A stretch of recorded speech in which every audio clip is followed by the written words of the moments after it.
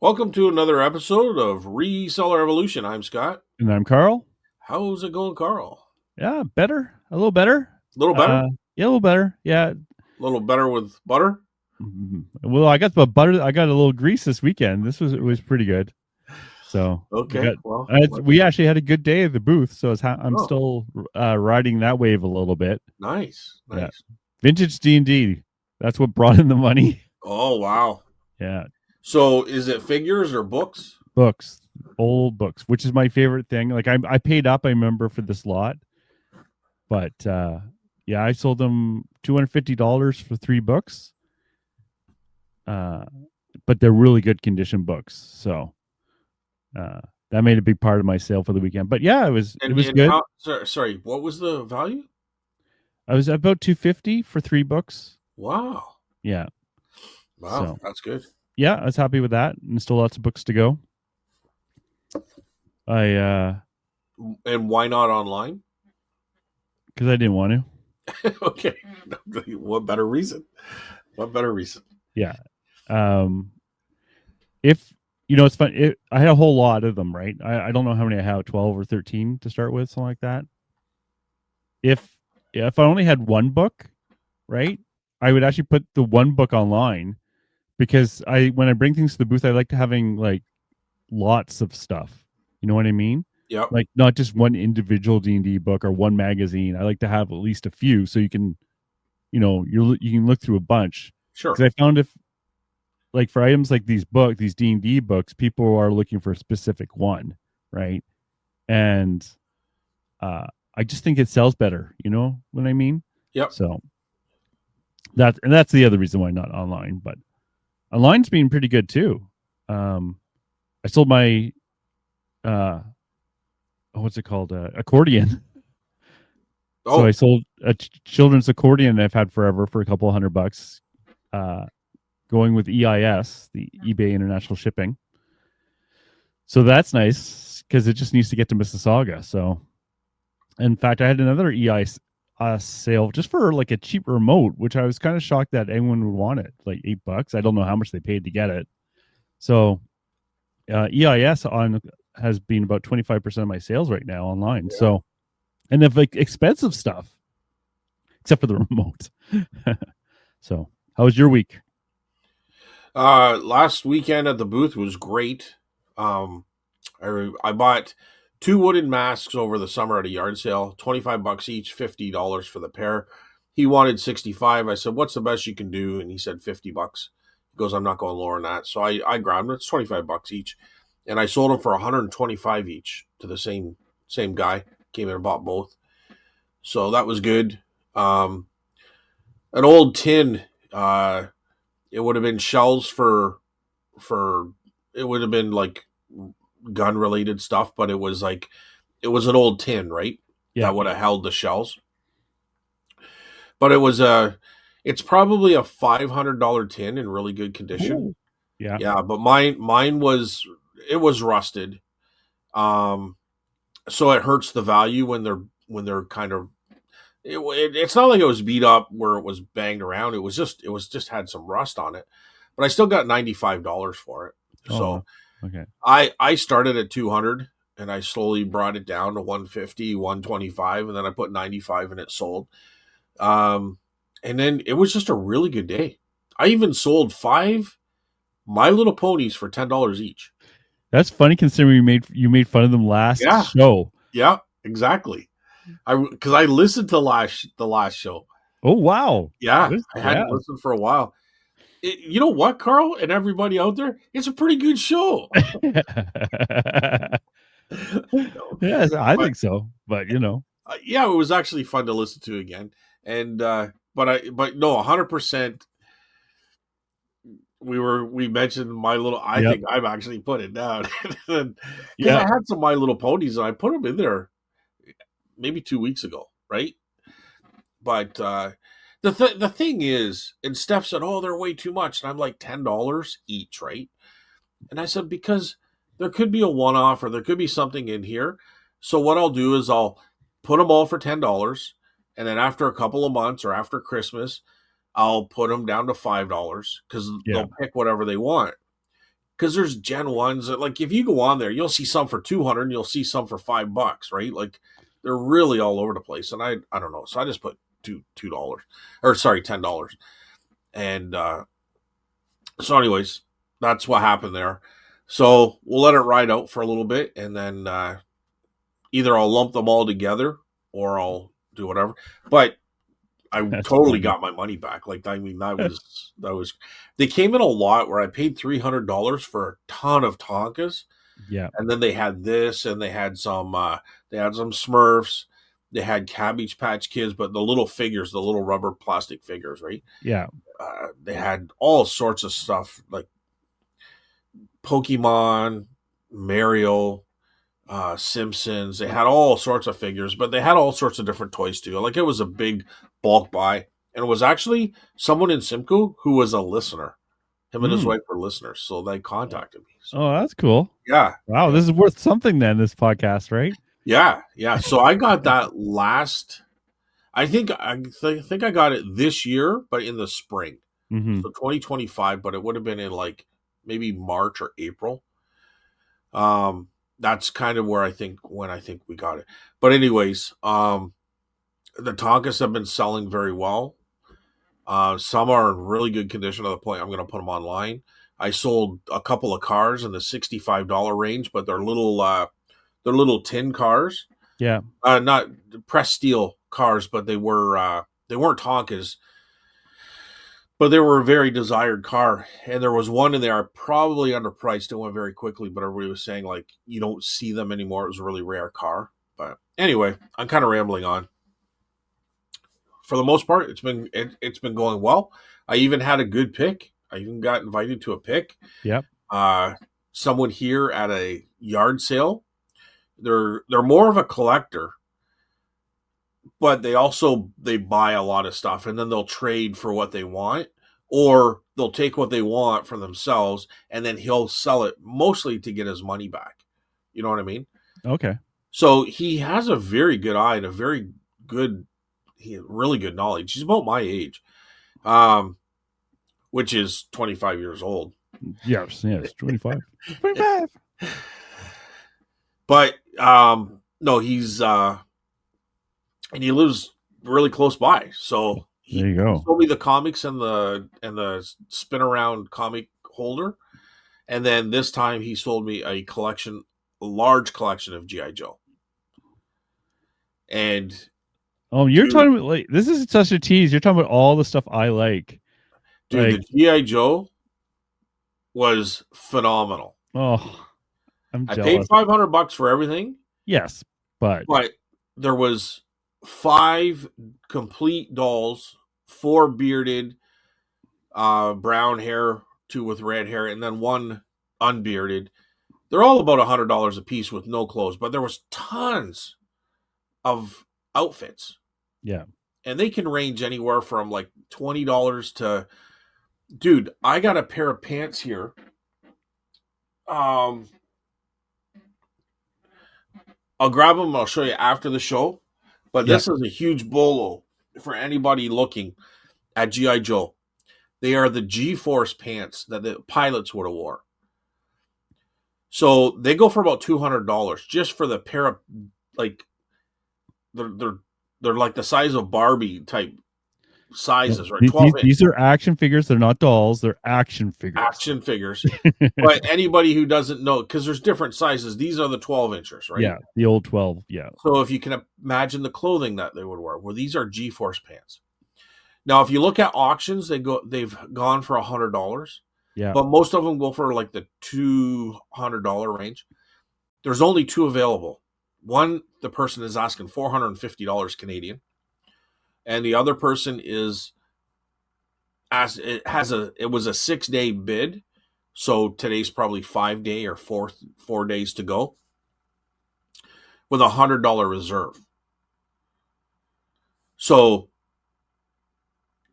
if you put it up for a bid, you're probably going to get your $100. But if the other guy's got 450, I'm going to come in around 300. I'm going to bump it up 100 from the last sale of 2, like couple sales of 200, but they're G-force pants, and these are in great condition. Like, I'm just saying, like, I have so much stuff, and even if it's broken, like there's $4 or $5 that might be missing an arm or a foot or something like Action figures, not action dolls. figures, Action figures. and I can probably lump them up for $150 Yeah. because you could sell a foot for like $30 and that kind of stuff, right? Wow. So there's so much money there, and if you part it out, it's insane what this stuff goes for. Yeah. Like, I have the Jeep 7000 with the trailer, the spotlight, and the missile launcher. That there is at like $200. I think at $250 is what I put it in the booth at $250. I have the beige desert Jeep. Like, it's a beige one. Steering wheel, it's all complete. It's just the Jeep. And that one goes for like, dude, I've seen all sorts of like crazy prices, but I put it for $200. Yeah. The windshield does have a crack in it. But I mean, if it's mint, I think I've seen them go for $400, $450. Yeah. So they're big. They're bigger Jeeps, right? Like, they're big. But I mean, there's just so much stuff. Like, so many there's like little handguns that goes for $30, and there's so much flashlights, scuba gear, all sort of boots galore, all sorts of stuff in here. There's got to be $2,500 worth of stuff. Wow. Like, easily. You know what I mean? It doesn't take long to start adding it up, right? 200, 200, 200, 200. You know what I mean? 100, 100, 100, 100. It doesn't take long. So there's probably $2,500 worth of stuff.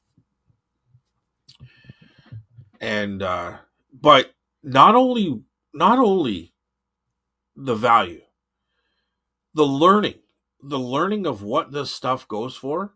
Yeah. Like, the next time I come across something like that, You'll know. I'll know, right? Like, $500 was my limit, and it probably shouldn't have been.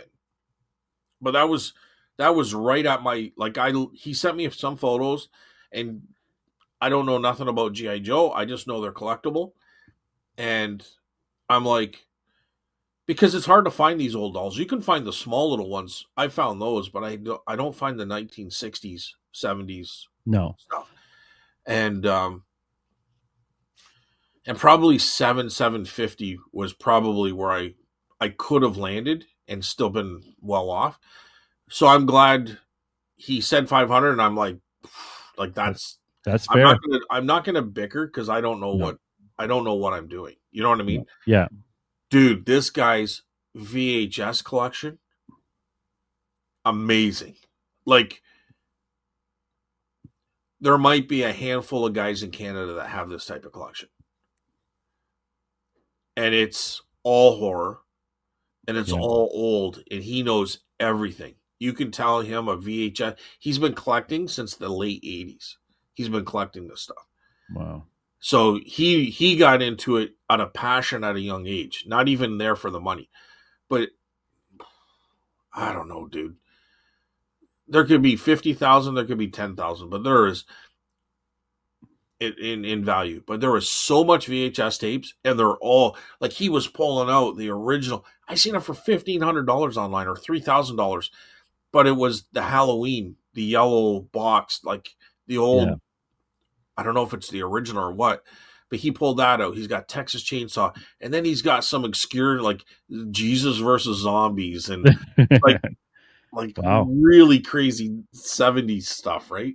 That's fun. Yeah, and I couldn't even tell you. There had to have been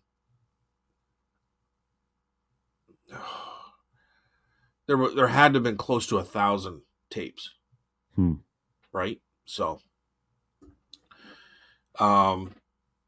like, there was rows and rows and rows, and then you think, like, this was cupboards built into his wall, but they're not dish cupboards. They were actually like book shelving with doors. And then he goes, oh, and I got more down here, and he starts showing me other cupboards down along the floor. Oh, right? Jesus. Like, but they're in cupboards, and I'm like, holy cripes! Like, I couldn't tell you how many tapes there are, but it's all horror. That's all he collects is horror. Wow. And it's the old stuff, Clamshell to box, and then he's got plastic covers over it. So the boxes that these tapes are in, like the with the artwork on it, Yeah. are in plastic shut, like plastic coverings, like hard plastic, like they're made for VHS. So the boxes are mint. They're not like all bumped up corner. Like Yeah. I'm Usually sure what some we of see. them are, but a lot of them, Yeah. like the Texas Chainsaw, it looked brand new. Wow. Like it looks so crisp and everything, right? So, and it's probably a $400 or $500 tape, I think. Like unbelievable. It's he said there's a guy in London that has a better collection than him, but that's all he knows. So, Well, that's really cool. Like to see that stuff too. It's like what I love is seeing the passion people have for that stuff because it yeah, rubs off a bit too, right? It's, oh, I can see why people like this and or that. yeah. Well, I've always liked You've always horror. loved I've horror. always Yeah. liked VHS, right? Yeah. Yeah. But to see you all like, I sold one for $400. It sold within minutes, Yeah. and it really sparks like, What ifs? wow, like Yeah. those guys do exist, right? Yeah. Like they are out there. Yep. And I've sold many for like 165, $50. There was Oh, that funny time period where sealed ones were going for a lot of money. Do you remember that weird thing? And I refused to believe it. I said, "This is dumb." yeah. I don't know if Oh, I they're still sold a like that. couple. I sold a Yeah, Spider-Man and a couple Jurassic Parks I'm so for like angry about that. 40 Yeah, $50 just because they're factory sealed. so dumb. But when you see this guy's collection, dude, Yeah, you this is something understand. different. Yeah, It's this is it's different. it's a different world. It's a different it you when you see the collection and you see that tape, it's like gold. Like Yeah. Oh yeah. it brings you back to that era, Yeah. and it's like stepping back through time in a weird, I don't know, I'm not even, Nostalgia. You're talking about nostalgia, right? but it's more than that. Like Okay. it's like it's hard to explain, but it's like walking. If you ever walk into a, even if you don't really appreciate like art, but if you walk into a showcase, like it's just, you can, the aura of all the stuff kind of like, wow, like this Yeah. is, it was kind of that same effect to me. Nice. Like, wow, you know what I mean? If I was at an estate sale and I opened up a cupboard and I saw this collection, I don't know, dude. I think I would like just cry. I don't know. $50. Yeah, All of it's yours. $50, and you're Just trying to get get them over here. all into your bag before someone else notices. Oh my god. I hate that stress. By the way, I am like hiring security to guard the doors, like Ugh. while I get boxes to fill them up. But no, it was just, you know how sometimes you can walk into a place and it just like, Yeah, it had that same effect on me. It was crazy how much stuff was there. Like this is the stuff you talk about and you never see. yeah. And I saw it.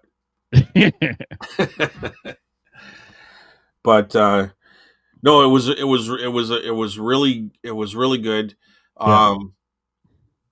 You know, it's contacts. You know what I mean? Yes, And I think it's so he much views more me efficient. as a Yeah, source, as a contact because of my yard sales yeah, and the connection. And he's come to the Waterford Antique booth since the yard sale. And obviously if I found any, and he doesn't mind paying for it, like he'd rather pay as little as possible, but it's a collection. He's a collector. You know what I mean? yeah.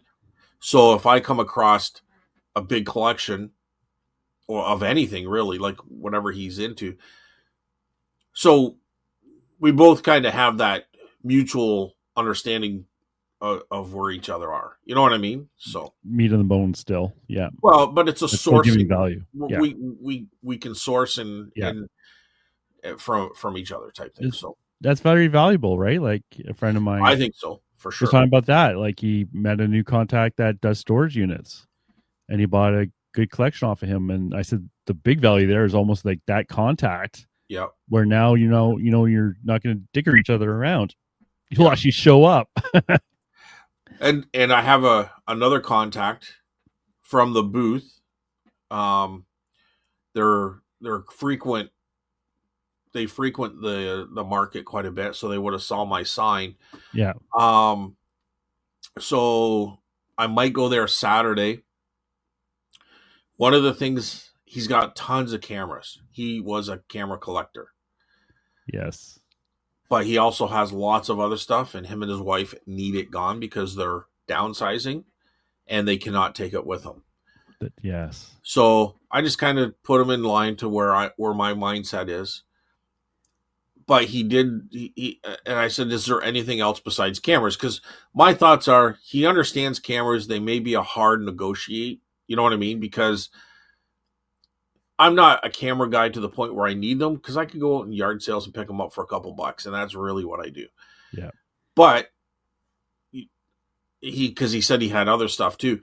So I don't know. After a few minutes of conversation, one of the things he said is he has a Fred Flintstone on the dinosaur uh, toy from when he was a kid.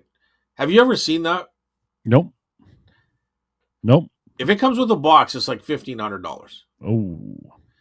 Is it like when he slides down the dinosaur at the beginning when the Yeah, lunch bell it's goes? that dinosaur, but he's Yeah. sitting in like there's a whole seat for him and everything like that. I'll have to look that up later. Yeah. I knew that one from before, but I didn't know how much it went for exactly. Like I figured it was around $500, and I think that's pretty much the standard. Like maybe a little higher. But if it comes with the box, it's a $1,500.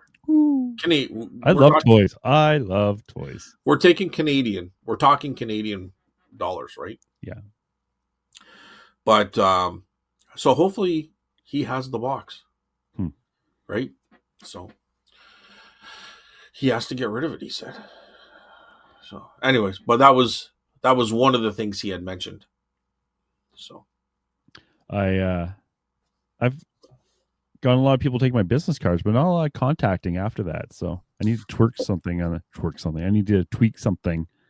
I think in it my just technique. comes with time. Like, just give them, like, right now, there's a lot of stuff going on, Christmas and everything else. So probably in the new year, Carl, they'll start calling you, right? Yeah. Yeah. Hopefully. Yeah. At least my cards are going, right? All I have is that little sign I said I produced, and I put business cards. I always have 2 or 3 people, maybe 1 to 2 people take one every weekend. Yeah. So, but outside of that, there's a couple sales I really haven't been listing. I'm ready to start listing now. yeah. I kind of took a little break there for a little bit, just out of frustration. But Yeah, I get that. oh, I know what I want to talk about. Remember, I talked last week about that guy, and the parcel wasn't delivered, and the tracking and all that was showing different things. So he messaged me. I messaged him. What did eBay say? And he said they haven't gotten back to him. And I'm like, okay, he's obviously done it wrong, because they should have called him within minutes if he did it right. And I explained it how to do it. And then I said, listen, I said, just open a case. I said, just open a case up. Then I can contact eBay and they will figure it out. And then I put to how to do this, because he didn't know how to do the others, right? Contact them and all that shit. So I'm like, go to the help up in the top left and then put item not received. I said, as soon as you do that, then I can talk to eBay about this and we can get it figured out. And then I got a message this morning. I don't really know eBay too well. How do I open a case? Yeah. I'm like, fuck. Yeah. I'm like, dang it. This is just gonna be a mess. Right? Like, it's just gonna be back. I'm gonna waste so much time on it. You're doomed already. What's that? Well, yes, I agree with you. It's just like, oh no, like, how are you going to handle it? I don't know how else to handle it. Like, he obviously should have had it by now. Like we didn't even have all the answers last time. Like, did he receive partial of the order or? You know what? I never asked him that question yet. That's a good point. I don't think he's got anything. Here's what Oh, I honestly think the problem is. This is what I think the problem is. I think it was delivered to him, but it might be, I don't know his address, but I've had it before where it's been delivered to the neighbor or that kind of scenario, and then they get it a couple days later and they figure it out. hmm. Because the one shows delivered, but the other four show the hub or nothing.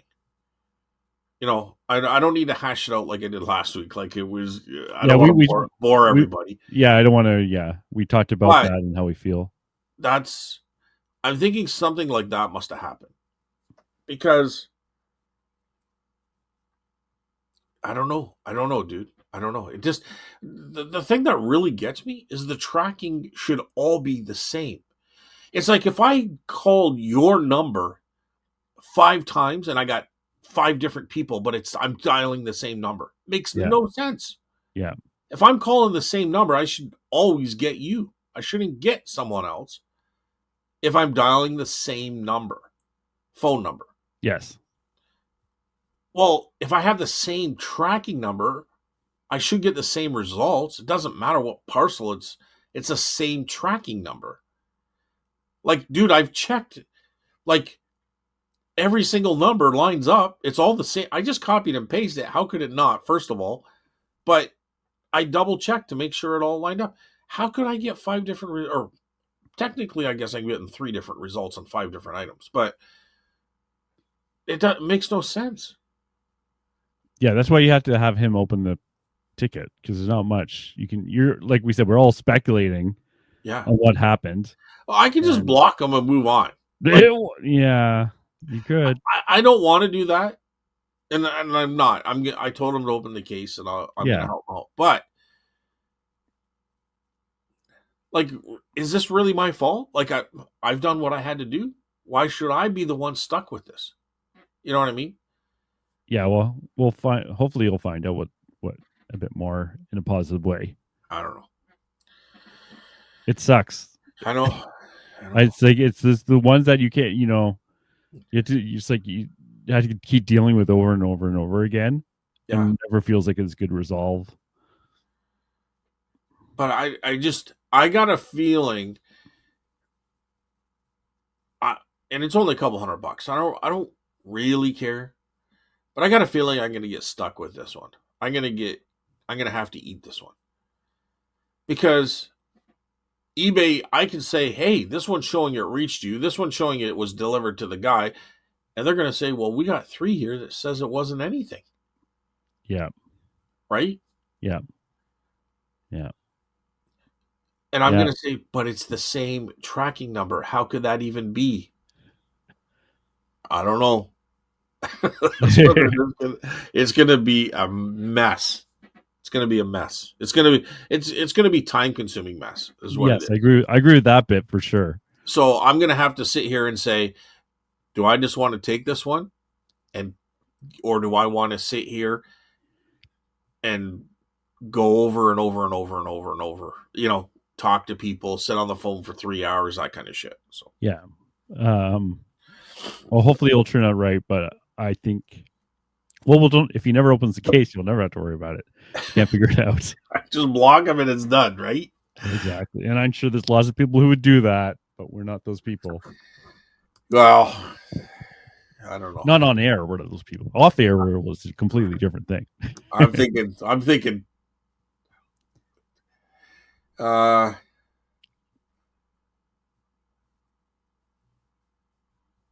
I'm just trying to see if there's anything else here I want to talk about.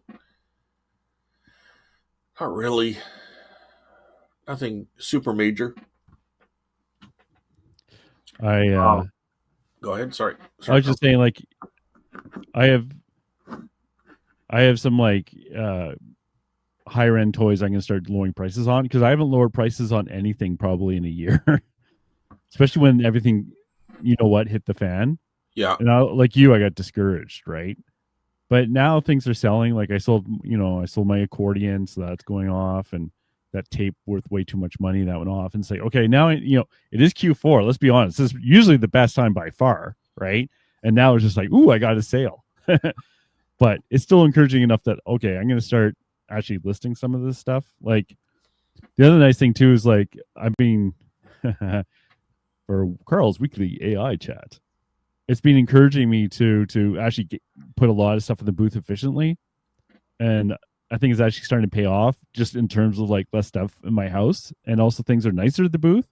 One thing that made a difference, and I didn't realize, is like it told me to make good signs for my stuff, and I actually did large size signs, like I don't know, 4 inches by 3 inches kind of signs, or even a little bigger, right? Yeah. And I used AI to create them. So the sign will say, I don't know, like mini brands, $3 or $4 for whatever, right? And I printed it on paper, put it on a nice piece of cardboard to make it stiff. And then my friend Ashley at the market actually laminates them for me, right? And they're big signs that you don't have to like kind of look to see what the stuff is. The sign makes it very clear what the stuff is, how much it is, and what the deal is if you buy more. Yeah. That seems to be really working because it grabs your attention. But if you're into that, it'll really grab your attention.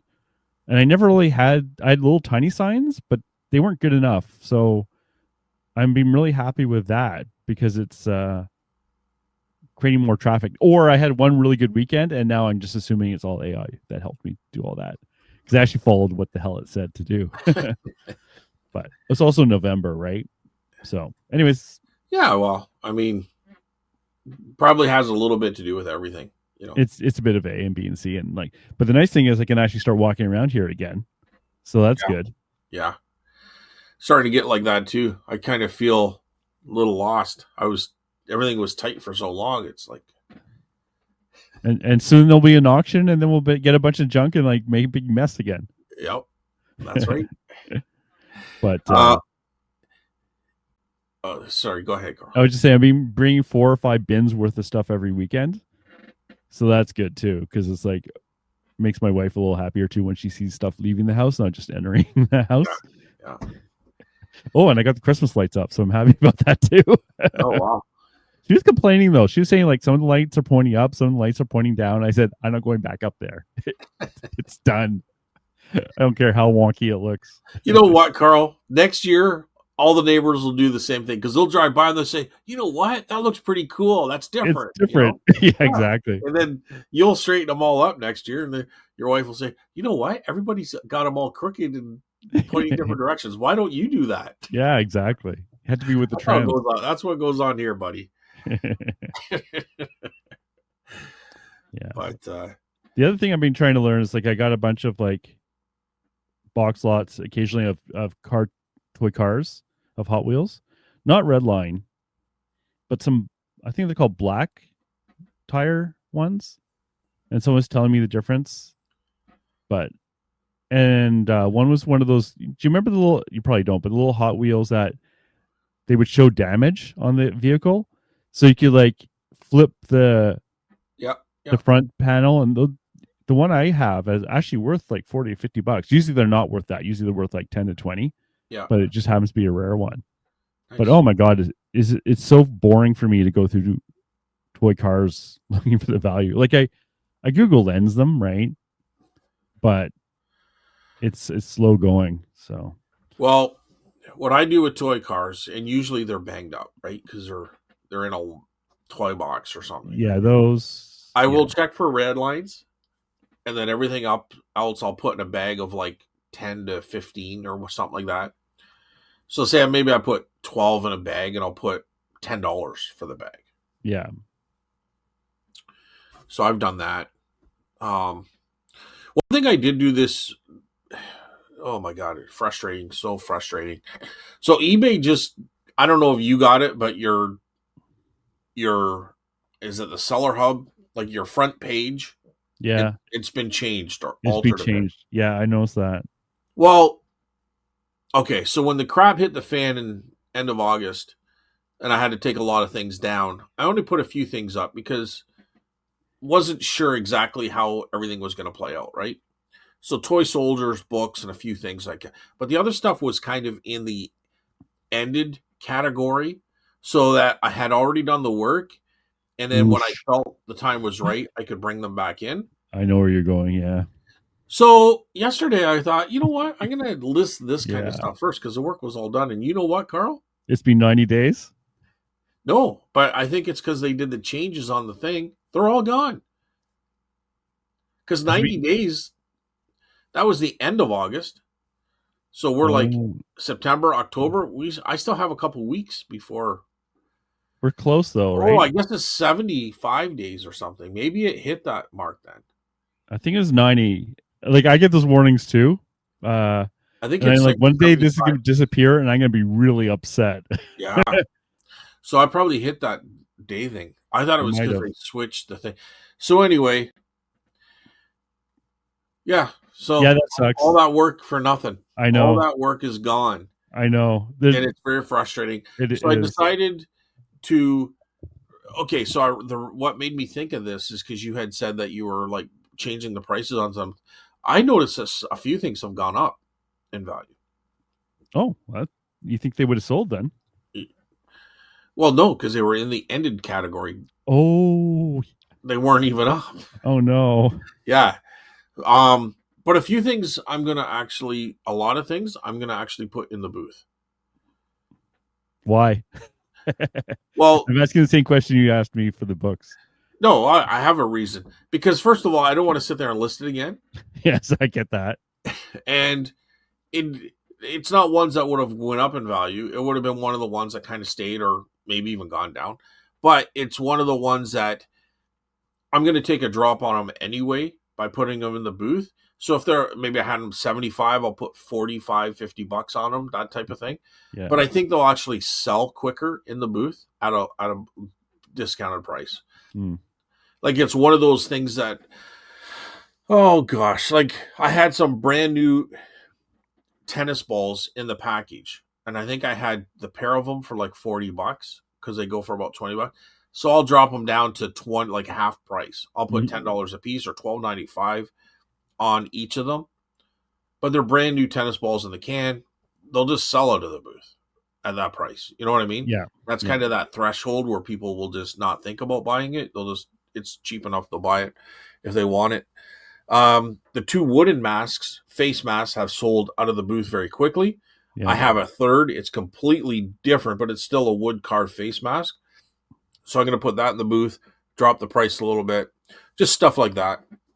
Um, so I know I don't know. It was very frustrating to see that it was gone though. Like Yeah. all I'm that hard, sorry. all that work was just gone, and I'm like, son of a bitch. I know. I know. And the worst. And I have this. I have the same situation where it's like I have a bunch of drafts.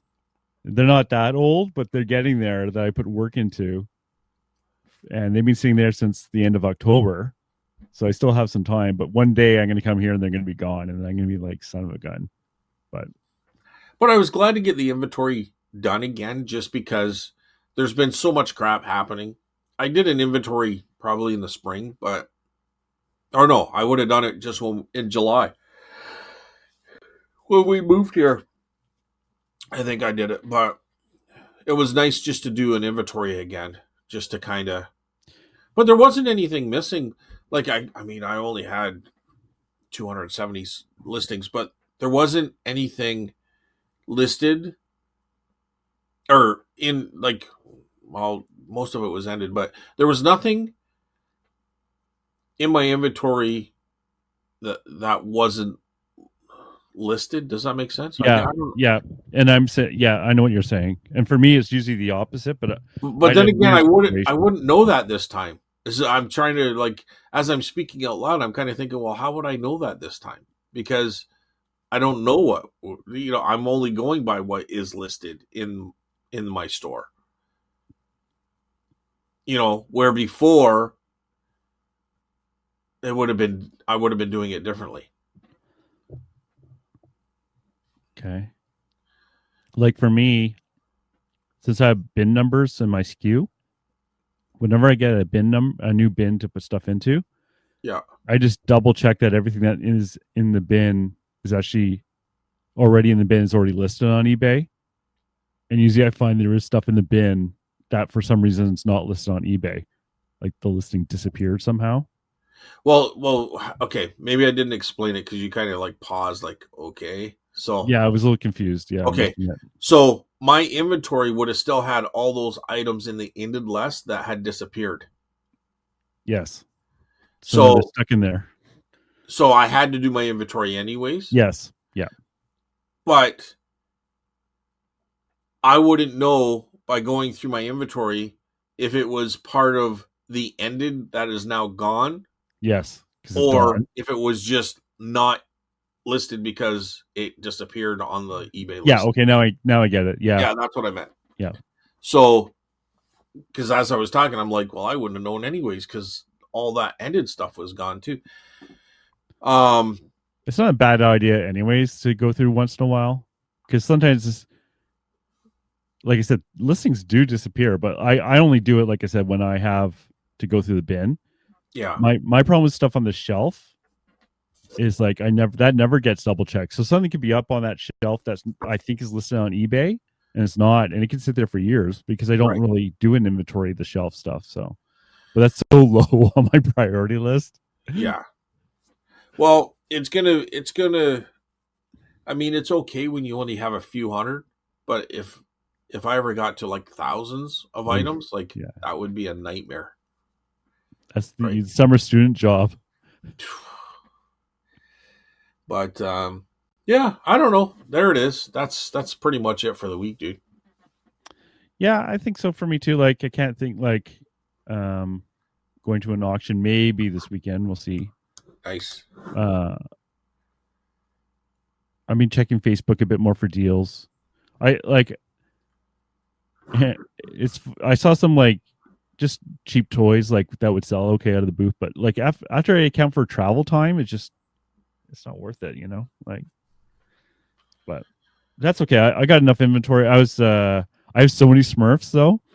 Like I was going through all my old bins, and then I once in a while I just find like a big bag full of Smurfs, and it's like now I was like, oh my god, I got thousands of these little guys running around now. It's just funny how they'll get stuffed into random boxes and put away forever. So, but I'm happy with I'm happy. I'm just happy with the way things are all moving now. Well, there was some things that I found like digging into boxes that I'm like, holy cripes! Like, how did I forget about this?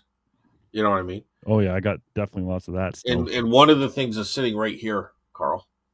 Do you remember this guy? It's a metal war metal. Oh yeah, that would get Serge all excited. Well, Too bad he can't see it.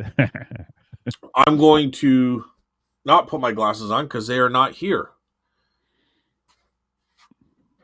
We'll have to get you a chain. Oh my god! Wow. I can't really throw too many stones because I'm kind of in the same game now. Well, I'll just tell you, it's an Infantry Works company, Canadian. Uh, I believe it's a collar badge. This is one that I put up before, and someone had corrected me and said that's not a cat badge. Cat badge is a little bit bigger. That's a collar badge. There's significant difference in values. Yeah. Okay, that doesn't mean this doesn't have value. So I found this. I forgot all about it. It was just in a box. I would have when we moved, right? So I found it last night. So I'm going through it, and I went on ChatGPT, and they give me some reference because you can't find they're really hard to find, but they give me some values based on what they found, and then they give me a site that they to reference from. Yes. So this is a military. This is a site where they sell military badges. Okay, Yeah. so I saw one had sold, but they didn't give me the value. Mm-hmm. But ChatGPT was right. They said it's a very rare.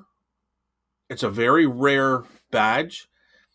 So rare that they don't even think soldiers would have worn it. It would have only been worn by like higher ranks, Yeah. right?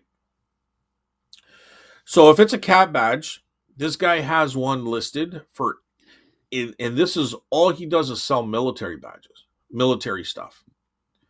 And this is listed at $1,800 for a cap badge. I do believe mine is a collar badge based on the size. I think the person that had messaged me when I first listed it on eBay was correct. Now, I found a listing before, and I cannot find that one again. And that's where I got my, I think I put $800 or $900 for a cap badge. This guy's selling it for $1,800. So the guy told me, again, I'm repeating myself, but he told me it was a collar badge. So if this guy has a pair of collar badges, for the pair, $1,200. Wow.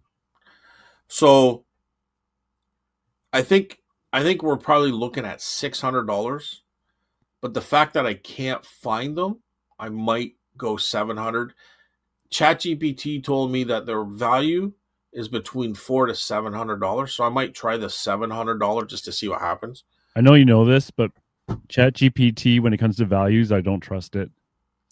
Okay, but I'm not just taking its value. I'm taking another value from somewhere else. That's what I'm trying to say. Is like like I'm just saying. But when you can't find it, and it is that rare, and I do remember the other one was very high. I think that's where I got 900 from. This guy's asking double that. This is 1,800, and this is a guy that deals with military badges. So, but my point was a cap badge at 900, I think, is what I listed at. So, anyways, I think ChatGPT was correct here. I think 400 to 700 is quite like, how could you not get it right? That's such a big range. But I think that's probably fair. You know what I mean? Based on this guy selling a pair of them for $1,200, that puts it around $600. Even if it's a little high, you still get between your $400 and $600. You know what I mean? But because it's so rare and they're not available, sometimes you can get that extra little bit out of there because a guy just wants it. Because he's like going to say, well, if I don't get it, when am I going to see this again? Type thing. Yeah, I've done that. Right? For sure, yeah. And if I'm out of line, they're gonna tell me, right? It's not gonna sell. They're gonna say, dude, I'll give you like 500 for it or something, right? Yeah. Dude, I would have paid. I remember the lots and stuff. I would have paid less than $25 for a lot. Like at an auction, it would have been a lot, like a like a box lot of badges, and this was in there. Yeah. You know, so I'm not gonna. If someone gives me $500, I'm gonna like, you got it, buddy. It's yours. You know. But I'm gonna still try 700. I love that stuff, like that hidden box lot treasures. Yeah. You just have to be careful. Like that one probably snuck through too, because a lot of people who know badges might not even recognize it as something special because it's so rare. When I go to these auctions, most of the military badges, that's what they go for, right? Yeah. So it like nobody was really into it. Like people might buy them for $10, but I'll go to $20 and I'll get the whole lot. Well, you know what I mean? It's not military people. If you got a toy that's worth $200, they're going to pay $150 for it. But if you got a military badge worth $600, they're not going to pay more than $10 for it because I know people they don't deal with that, right? Or you have to have the right people there. Yeah. Well, so I'm there. Yes. Obviously, you knew really deep down, some part of you knew that was worth that much money. No, to me, it's a box lot. But if there's a lot of military badges and stuff like that, it only makes sense if there's 30 of them in there at $10 a piece. That's $300. I'm going to pay $20 for it. You know what I mean? Yeah. And I've sold badges for $150, cap badges and different things, right? So I need to learn that. Sorry, Saj, I'm going to take your niche away from you. But well, it's my favorite thing: high value, small size.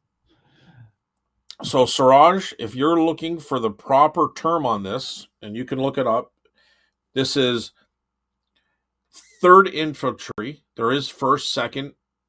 Those ones go for good money too. I could, Third Infantry Works Company Cap Badge 1800. What I have, I'm pretty sure it's not the cap just because of the smaller size that it is. Third Infantry Works Company Collar Badge. Third Infantry Works Company. That's the key. But there's first and second, and I think they're all relatively the same. And this is the one, Carl. Remember I told you about this? We had the conversation on this. I remember now. These are the guys that would go in there and create, like, build the trenches and all that kind of stuff. Well, that job sucks. Yeah. So, like, They okay, deserve a special badge. first of all, it's hard labor, but you're building the structure for safety, like, as you know what I mean. So You're out there in no man's land, you're up making it there. safe Yeah. for everyone else. Yeah. You're a sitting duck, right? Would So you want that or a latrine digging badge? they're probably like, there's no sense giving these guys badges. They're just gonna, They're not coming back anyways. they're not coming back, God. right? Like, I don't know. Maybe I'm totally wrong. Maybe, but I don't know. Like, how else? Not I've imagine. always wondered. Like, okay, they're in these trenches. That's fine, but how did the trenches get dug? Yeah, I know. Someone had to do it. Right? Like, Yeah. like okay, we won't shoot at you until you finish the trenches, and then we'll start shooting. Like, it doesn't work that way. Like, I read like in World War II, one of the best inventions was the foldable shovel for the oh yeah, soldiers. So they could carry, like, they could easily carry it on their back.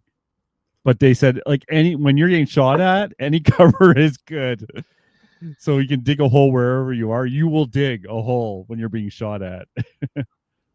dude, this is the I by the time by the time you do 2 digs, you're done. Like, Well, you just hope that the other guy's done and you still have enough chance to dig the hole deep enough. I don't know. I I'm cannot gonna lay imagine. on my stomach and shoot back. I'm not digging the hole, dude. I'm running the other way. I'm hiding behind you and then I running think if the you're other getting shot at, I think even running the other way, unless you do some sort of zigzagging, way. weird thing. But Yeah. like, honestly, like, I don't know. Like, those guys can shoot pretty accurately. I don't know how you dig a hole. I don't know. I think you just lay on your stomach, try to find a big rock to kind of, Yep. and then you just. But I don't know. I'm I'm glad I kind of don't making know. light of this, but on the I in know. all honesty, I'm like, those guys are the probably unsung heroes. You know what I mean? Oh, they definitely are. I couldn't imagine like doing any of that stuff. It's like, you want me to what? You want me to walk towards the enemy machine gun nest? It's like, but they did it. So and World War they're not One, like they're two, not really. dude. They're not like trenches that can fit like 2 guys. These are trenches that are miles long. Yeah, Like, they look like a maze and a mouse maze or something. Like, you know what I mean? that's why They World might War even One have was so like deadly. Yeah, holes dug in there for for supplies and you know who knows, dude. I don't know. It's insane how, when you stop and think about how this was done, it boggles my mind. What amazed me is how young people Oh, were. and Because they were they would lie. 14, They would lie on their 14, application. 15, 16-year-olds going on World War One. Yeah, 14, 15, 16-year-olds going off. Like, they weren't always sent to the front lines. Like, someone along the line would be like, "Okay, kid, your well, supply, the guy Germans were back." for sure. Well, Germany, yeah, they got. Anyways, we're a little off topic, but Well, yes, not really. We're not too far off topic, I'm no, sure. But I do want to add this. Like, I remember my grandmother saying that her father had lied on the application, saying he was older than what he was and able to allow him to go and be in the military. I worked for Veterans Affairs Yeah. when I first started as a student umpteen years ago, and we still had World War One vets records, like, of people alive and giving them service. And at that point, most of them said they had lied on their applications, because those were the guys who are obviously younger when they signed up and still alive. Yeah. But it was eye opening because, yeah, they were 14, 15, 16. Like, And they were ready to go and fight, right? For yeah. their country. So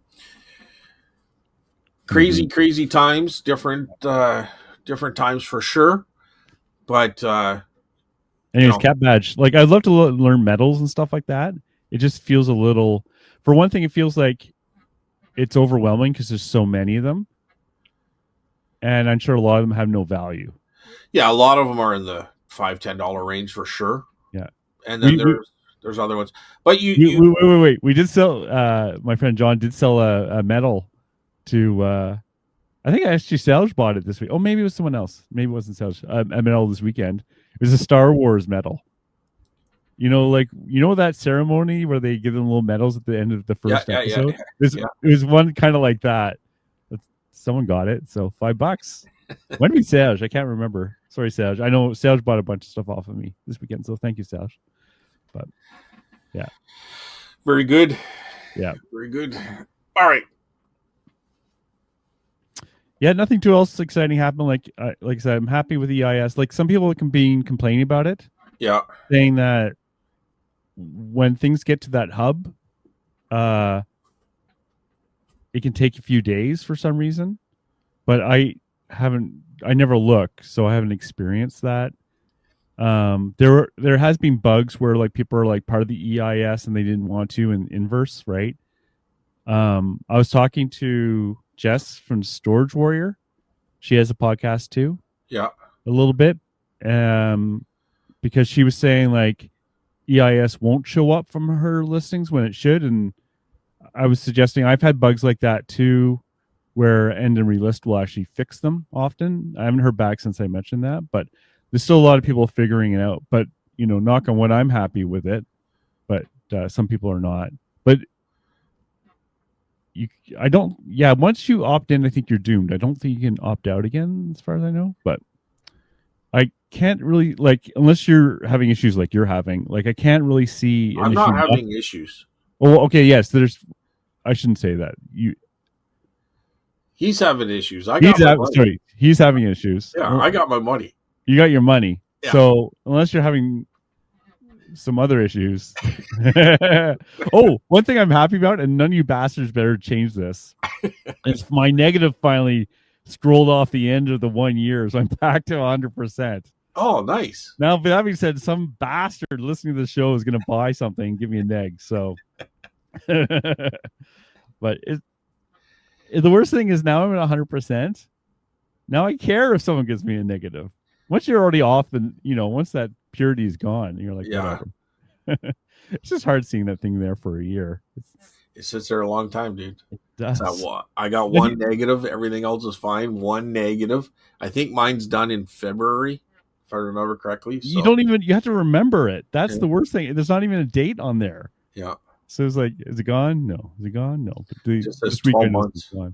Yeah, but you don't know, like, after 6 months, you don't know how long it's been there. You just know it's 6 months or longer. Yeah. But anyways, not a big thing. Oh, right. we should talk about Sunday. Well, I was going to do that with the comments. Sure. Are we done now, or are we going to go into the comments? Well, we went into the comments. Yeah, we'll go. Like I'm pretty well done. Just okay. Again, so I'm happy with that. So for anybody listening, Sunday we'll do a live show in honor of Chris. It's going to be on the Antiques and Profits. Let me just double check to make sure I haven't changed it back. But it's the old channel. Well, Pete, you should say it anyways, because not everyone even knows about the old channel. So, I just see something popped up. Jamie looks like he did one. I'll have to go back and check that. Yeah, I watched that. He was just talking about how he passed. Okay. So let me just see. Antiques and Profits is the channel. And I'll put a link in this one to it. Definitely put a link because it's not even coming up for me. Antiques and Profits isn't coming up? When I searched for it, I said Antiques Profits and it didn't show up. Oh, I found it. You have to put Antiques and Profits, then it shows up. Yeah. That's the name of it. That's what it's called. I know, but if I just put Antiques without the and, just Antiques Profits, it didn't show up. You have to have the and.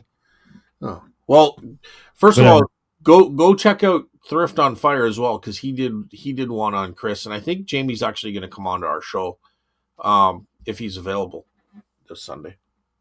And what time will we do the live show? 8 o'clock. That's what we 8 o'clock always do. Eastern. Standard Yeah. time, 8 p.m. Yeah.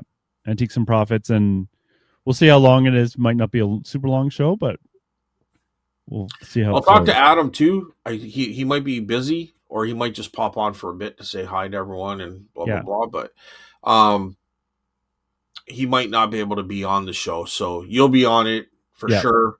And maybe we'll have a few people pop on as just to come on. But yeah, we'll just do it in honor of Chris, because the live show we did for about 4 years, that started with Chris and I. Like, we did that Yep. on almost every single Sunday. Life just got really busy for him at one point, and he wasn't able to do it anymore. And he even messaged us. We talked about this a little bit last week, I think, but he even messaged us at one point to come on and talk about all the crap that's been hammering the Canadian resellers between the de minimis tariffs and the Canada Post strikes on and off. You know what I Yeah. mean? Yeah. So he was gonna come on, and then we mentioned on the show to come on, like this show, because he changed his phone number and stuff because he got a new job and all this kind of stuff. But anyways, yeah, and we never got to a point where we could do that. So anyway, we'll talk about Chris. That's what the show's going to revolve around mostly. Like, there won't be the regular items to show and stuff. We'll just kind of talk and maybe discuss some of the things and read comments and stuff like that. So Yep. So that's Sunday, November the 30th. And I don't 8 know how p.m. long it'll be on, but we'll go on until probably at least an hour. I think the show was usually around an hour to 2 hours. Yeah. So, And like all I said right. before, people will have stories, put them in the comments, and we'll probably read them in the show too. So I know some people did for this week, but we'll repeat that Sunday. So Okay. All right. Now, if something comes up, I'll let you know. But and if you don't see the link when he posted on Friday, I'll make sure I put it in the comments. Not that Scott, never puts the link in after he says, but what are you talking about? Just a double check, Thanks, buddy. Thanks for covering my back.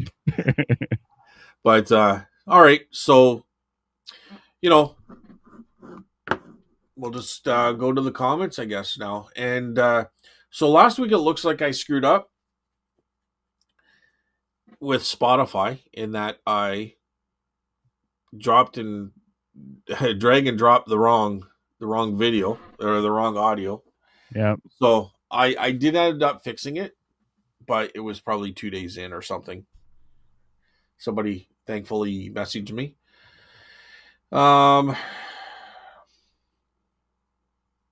So we don't need to read this is last week's episode. This is last week's episode.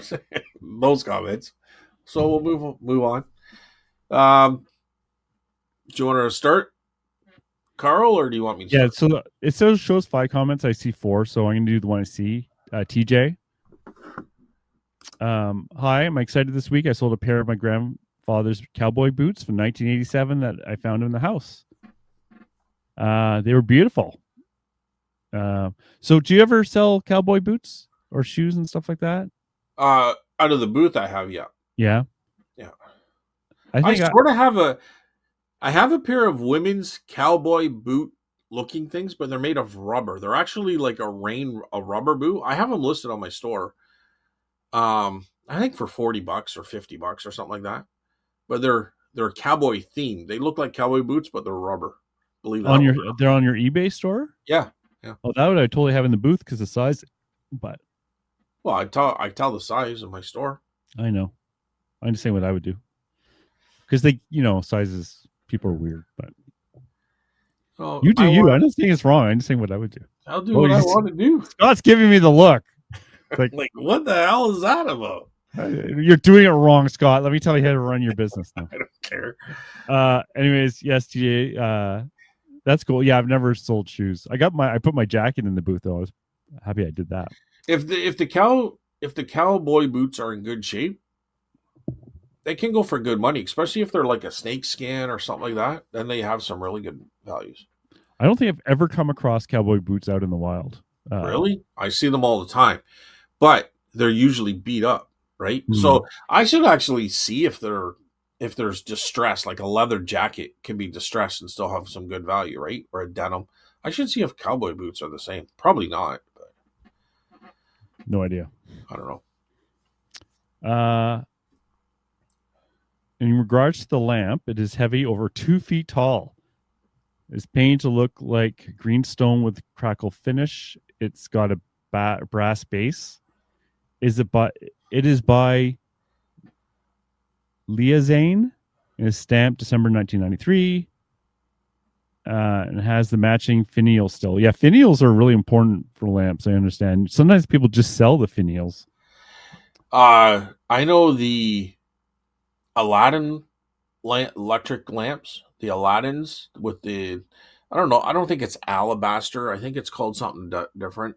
But anyways, I know those finials can go for like $40 a piece. Oh wow! Yeah, And for people who don't know, the finials are what screws on the lampshade on the top. right. It's just a little kind of fancy screw at the top. So, and sometimes they have a funky design. So you want to make sure no one stole them too. It's kind of like knobs on radios. I'm pretty sure people occasionally probably pocket them. Well, if that, and that's a good point, because if you're buying a finial, sorry, if you're buying a Aladdin lamp with the shade and stuff, you might not realize that that finial on top is not original. It might just be a little cap, but that's because somebody probably sold the original finial Yeah. and now they're selling the lamp, but it should have the correct finial on it. So you can even go into eBay and check in Aladdin lamp finials, and you'll see what I'm talking about.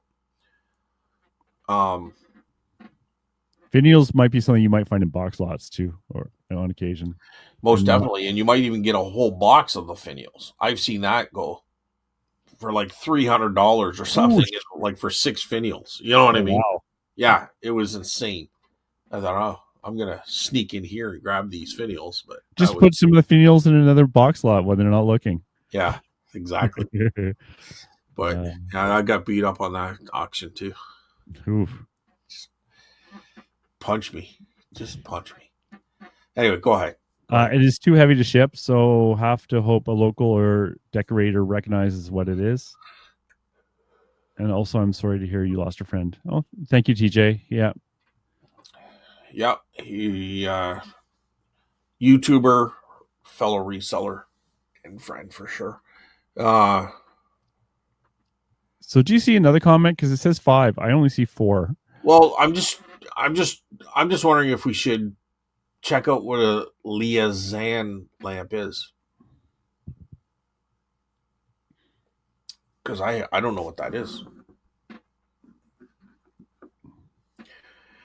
I got Tim Gallant here. Can you guys post where the tribute show will be? I can't find the other channel.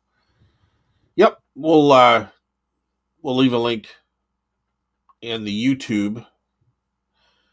I don't think I can leave it on Spotify. If you go to it's got Antiques and Profits. That'll be the show. It'll be live. You'll see an icon probably on Friday, like a thumbnail where it'll show what's going to happen. But also there'll be a link on this show, Reseller Evolution YouTube channel. And I'll put a comment on the Spotify. I might not be able to do a link to the show, but I'll write what it actually. And then you could copy and paste it, I guess. You can do the search, yeah. Okay.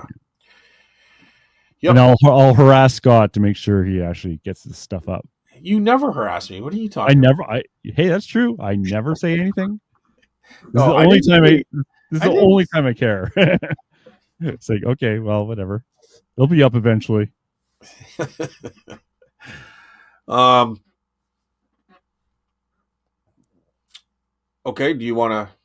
Well, I was asking, do you see another comment? Because it says 5. I only see 4 on Spotify. Well, I see. I see 1, 2, 3, 4, 5, 6. Oh, okay. Hang on. I got a reply here too. No, I'm only.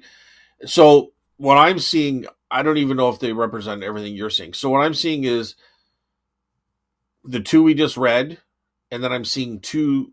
This is last week's episode. So I Yeah, guess Tina the and last Adam. week. So I'm Yeah. only seeing five. So, but two of them are last week episode. So the other one I'm seeing is from Tina Mack here. Sorry to hear about Chris. I really enjoyed his videos and learned a lot. Sad to hear Adam. Uh, sorry, sad to hear Adam. I'd start selling stuff in your house. Great way to learn. If you mess up, you've got nothing really to into it for costs, which is a good point for sure. Yeah. Yeah. I'd get a part time job for sure, but going full time is tough. It's a hustle. You got to love it because there because there are lots of ups and downs. Get your packing supplies boxes free. Ask around friends, stores. You'll find them. Yeah, I never even thought about packing supplies because that's I purchase them personally through Staples. I'll order them Me online and too. go pick them up. Yeah. I haven't done that, needed to do that in a while, unfortunately. That's Yeah. not a good thing. That's a bad thing. But yeah.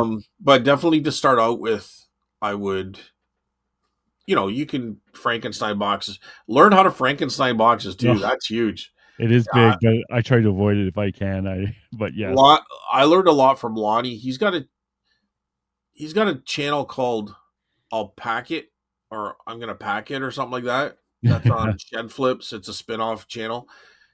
But learn how to Frankenstein boxes because that's first of all, you don't want to put something into too big of a box because that's going to increase your selling costs. So you want to be able to chop that box down a little bit, but That accordion I'm selling, it's like it's fairly squarish, but I'm still not looking forward to packing that because you need and to protect that. I think that's a good point. Start with things small, Yes, manageable, right? don't go too high in value. Like In what I've way? heard of people like, oh, I'm going to list my first thing and it's $800. It's like, no, don't start with the $800 stuff. Start with, Well, I don't think Adam's but not sold on eBay, has he? yeah, I think he's done it before. So he was just more asking about Going full time, right? how to bring in enough, which Yeah. I think for me, just based on what I hear other people saying, I think for me, my benefit is not having a problem finding items that I sell. Like, if you looked around here and you saw my inventory in my two booths, which you can go on my Instagram and see, just the booths alone, if somebody was to sell online, that would be a lot of inventory. But I probably have triple that here at home, maybe more. Like honestly, because it's not set out and displayed; it's just packed in boxes for the most part. yeah, So I think I don't know how to say this. I think the best thing to do is to see how you can source stuff, because that's the biggest problem.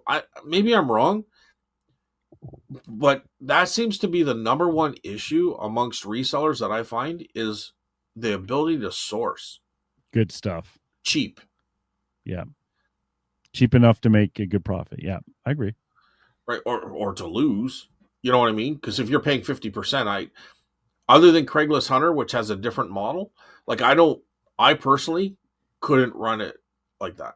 I really try for 30 or under percent, Yeah, like, and because with exceptions for really valuable stuff.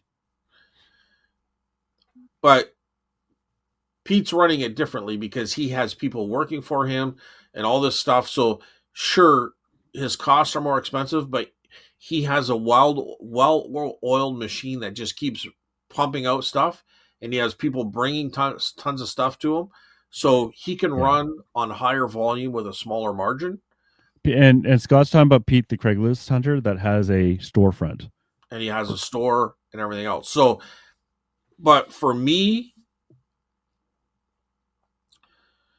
I don't know. Just if it's hard to say, Carl, because I don't want to give people advice. I'm just telling my side of things. So maybe if you're having a tough time finding inventory, maybe you have to start buying things a little bit more expensive just to get that in. Like I don't know. Like there's two ways of looking at it, or probably a dozen ways to look at things. For me, I can find things easily, so I I'd like to spend less money. But there's other factors that come into play because sometimes buying things cheap means you might have to clean these items because they're full of dust. Like, you know what I mean? Yeah, there's Sometimes the that happens reason too. So sometimes now they're you cheap. got your time invested in something has to be worth it too. So Time to pick it up, time to clean it, time to test it, time to pack it, time to ship it, time to list it. yeah, you Time, don't want to be all working that for stuff $2 an into that. hour, right? Yeah. So it's a very there's a lot of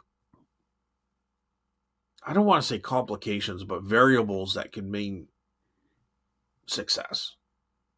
And I think where I've been lucky so far, and you know, luck is a loosely termed word because I may be and most likely going to go back to work, but that's because the de minimis was such an effect, and then Canada Post and everything else. I'm tired of the hits. You know what I mean? Yeah. So will I stop doing it? Absolutely not. But am I going to have to pivot and change? Yeah, that's probably what I'm going to end up doing, just because I'm tired of taking hits every time I turn around. You know, Yep. this year was by far the worst, but it started last year. You know, Yep. and if I sat at my age and a year from now, for whatever reason, wrongly or rightly, my eBay store was closed, like I think a lot of reality has set in on how dependent I've become on eBay. You know what I mean? And what's funny is when we first met, you just started eBay or it was or you were about to and I when we was first met, Carl, I wasn't on eBay. I yeah. was on Etsy. Oh yeah. Yeah, I was just doing Etsy and the booth. Yep. So 6 years before we started talking, I would have been doing the booth, and then as the next 4 or 5 years, I guess 5 years now, has come about, I've gone on Etsy, and then I went into eBay, and I didn't even like eBay at first. Remember, I was complaining about, Yeah, I remember you were complaining. but eBay to me is like the best, and it's very easy now. Like it just they keep I making it easier and yeah. better and easier and better. I remember we Um, talked about that a lot at the time, yeah, but you know, you, in it's the one of end, those things that when you start somewhere else, it's very hard to go to a different format, a different way of doing it, it's relearning and change. and but it can still be easier, but it's still different. And when Yeah. you're used to doing something, it's crazy. Oh, Carl, I know what I want to talk to you about. Have you seen the self-driving cars that just like the upgrade? Okay, is this a joke one or is this No, no, real? no, no. Like I've even considered, you know what? I know you're talking about going to get a big 4x4, Yeah, that's me totally. And I'm but gonna get my cowboy boots and my like, what is you know, it? My truck testicles and all that. Yeah.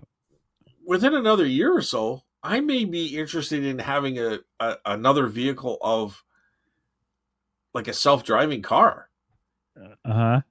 right? So it'll be cheaper to go back and forth if I am working. It'll be cheaper to go out yard sailing, and I can have it self-drive. Hey, I drink the Kool-Aid, but even I don't think that's happening anytime soon. But I Well, would if you like to be go and wrong. listen to these guys that are Yeah. doing so they've gone out and they've bought a vehicle. Most of them are doing which is also very appealing. However, it is also very crazy expensive. But is the cyber trucks? Oh, those are so ugly. It's your opinion, right? Like Oh those my are God, are you the one out of 100 who likes it? I find the people that buy them love them is what they're saying. These are YouTubers. I'm sure they're not Cybertruck employees, but you could be. I understand that. I'm giving a very skeptical look to Scotty right now, just so everyone knows. However, Yeah. when you watch these guys, like one guy goes, I'm going to do a test. He wasn't in a Cybertruck. He would have been in a car, but he goes, I'm going to grade it. And he had to go I don't know, it was like an 18-hour trip or something, and he wanted to see how long the updated version, which I think came out like last week or 2 weeks ago, would self drive, leaving his driveway all the way to his point where he was going. And I think he's up in Michigan and he was driving to like South Carolina or something like that. And there was only a couple of mistakes that it made. The one was backing up to a charger in a parking lot, but the rows were angled. Like instead of straight backing Oh, up, it was yeah, kind of angled, and yeah, it still hit the parking spot, but it wasn't close enough where he could put the charger into the like from the to yeah. charge it. He couldn't plug it in, and then another thing was that charger wasn't working, so they had to go around to another row of chargers because those chargers weren't working. Right. He goes, but Tesla should have been able to tell him that, so he marked that down as a negative as well. That's weird because the other week when I charged it, when I went to like the supercharger, it actually told me which of the stalls wasn't working when I That's got what there. he said. He said the same thing. He said it should have told him that. It should have known. So Oh, he okay, marked that. yeah, Yeah. yeah. So he marked that down as a negative too. Well, that's weird that it didn't, but whatever. Yeah. Well, Well, I'm just telling you. He said it should have told him that, oh and yeah, it no, did. he's right. It should have.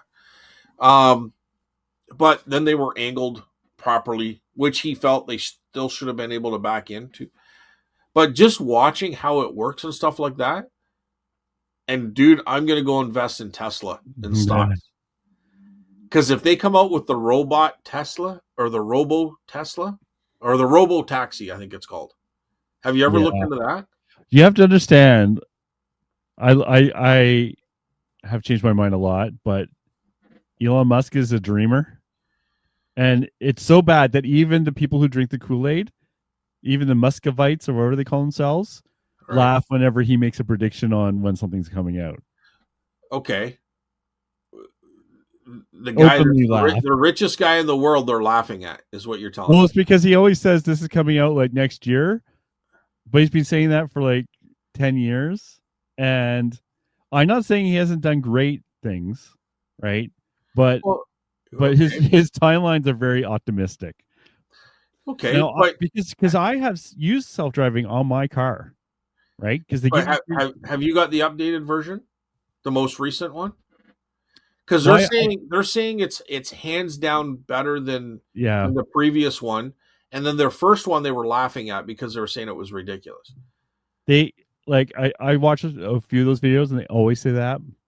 And here's the other thing: it's like Okay, well then that means that the first guy was right because the rest of them said the same thing. I don't know what do you mean they all said that? they all say this is the best thing ever. Well, that's not what I said at all. Oh, okay. I said the most recent one is way better than the other ones, Yeah, right? whenever And they the come other out, ones had these problems, and they're saying this one has hardly any problems. So the fact that within, I don't know, a year and a half they could come this far, the next 6 months to a year, they're saying that it could be this good. That's what they're saying. yeah, I'm just saying I've heard that exact statement every year for about 5 years, if 6 or 7 years. Well, when did So, self-driving first come out? It hasn't been out more than 2 years. oh no, we've had it now. When they say okay, not to get all nerdy, but they've had it for at least when I bought my car in 2020. I Okay, could have bought it then. right. The difference is it's like driving with someone who just got their license the day before. Okay. How relaxed are you going to be in that car as a passenger? Well, here's my point though, Carl. If things have gone so much, like if you look at 5 years ago to 2 years ago and compare that time period, there was probably a lesser amount of changes than if you look at 2 years ago to present day. There probably been huge advances between the Yes. the last 2 years compared to the previous 2 years to that, or 2.5 years. Tech often works that way. Yeah, exactly. There's an So I'm saying exponential if you growth. look at how fast things have bettered in the last 2.5 years. Yeah. And if you're looking at present day technology in the next 6 months to a year, is exactly what I said 3 minutes ago. Yeah. That they're going to say this will be where people don't even have to be in their vehicles, like they could be sleeping or whatever. That it will be completely self driving because they're saying right now it's pretty much there. There's just some tweaking that has to be done. Believe me, I want that as much as the next guy, right? I really, really want that to be true. Okay. It's just that when you're doing tech, developing tech like this, you Yeah. do have that exponential growth in terms of improvement. But that last or 5% or 10% can take as long as the first 95%. That's what I'm trying to say. It's like it slows down a lot. So you're saying Elon Musk is a dreamer. Yeah. My comment to that, what other car company that does electric vehicles is as far along in self-driving technology as Tesla? Waymo, maybe. Didn't we just talk about this like a Nope. week or No, two? not at all. We didn't Not at talk all. about Waymo and all that? Nope. No. Maybe it was off the air. I've never heard of Waymo. Oh, well, you weren't listening because I know I said it to you. So Waymo is I won't go into it because no one's listening for this, but I hope you're right. Don't get me wrong here. I want that to be, you know what I want? Is I want to go to bed, right, in my car in Ottawa. Yeah. And I want to wake up in New York City, walk around. I'm not even joking, walk around, see all the cool stuff. Well, it goes parked somewhere outside of the city, so it's cheap. And when I'm done, it comes to pick me up at night. And then as I'm sleeping, I show back in Ottawa. That's what I want. Okay. But my point is that even if these guys are out of line, that is a possibility in 5 years. I think that at minimum or at maximum, we're looking at 5 years and that'll be reality. I hope you're right. Well, from what I'm seeing now and from what I'm seeing previously and what I'm hearing now and what I heard previously, yeah, it's night and day. Like it's like everyone's saying like, wow, this is almost here. Every single channel. I haven't seen one that says and show me one that doesn't because I'd like to hear that opinion, to be honest with you. And I'm not I thought you would be happy with this. I thought like Carl, I'm agreeing with you, dude. the electric Scott, vehicle I'm concept. obsessed with this. I've been talking about the self-driving for at least 8 years before I even got the Tesla, right? Now, the fact that you said that you would like to go to sleep and wake up in New York City, I don't think they've gone to a point, and maybe they have, I don't know, where you don't have to get out of the car and plug definitely it in. Not even close. No. Right. So you couldn't do that. You'd still have to plug it in and stuff. But you could definitely do, a podcast. You could write a book. You could go to sleep. Yeah, you can't. Like the way it works, even with the self-driving. Not right now. Right. I know that. Okay. But nobody said it's like that right now. Right, nobody I've watched have said. They said no. They can see it in the next 6 months to a year as they continue to advance their technology. That they're saying they're almost there. They can see it in the next 6 months to. That wasn't even Elon Musk. I don't know what he said. That was these guys testing it. They're saying what it was like last year because it's 14.1, 14.2, all that kind of stuff. I don't know what one. I didn't get into it that much. I'm just saying from what these guys are saying, and I watched probably 10, 15 videos on these guys in the last 2 days, anywhere from 10 minutes to 40 minutes of video. From what I'm seeing, everyone has said kind of the same thing. Where if you talked to me a week ago, I was nowhere near this because I didn't care. But when I started seeing, I don't know what popped up. A couple of these things popped up, and I'm like, now they're all popping up. Yeah. Well, first of all, I like the idea of something cheaper on gas. You know what I mean? If I had to go to work, just a car to like, I know some guys would have like little Toyota Civics and stuff like that because they're just so good on gas, and they love them. Like they were so happy to have these. It is good for that. Like when I drive down to the market and back, which is an hour south and an hour north, I think it cost me $2 or $3 at most in electricity. Well, which is good. Yeah.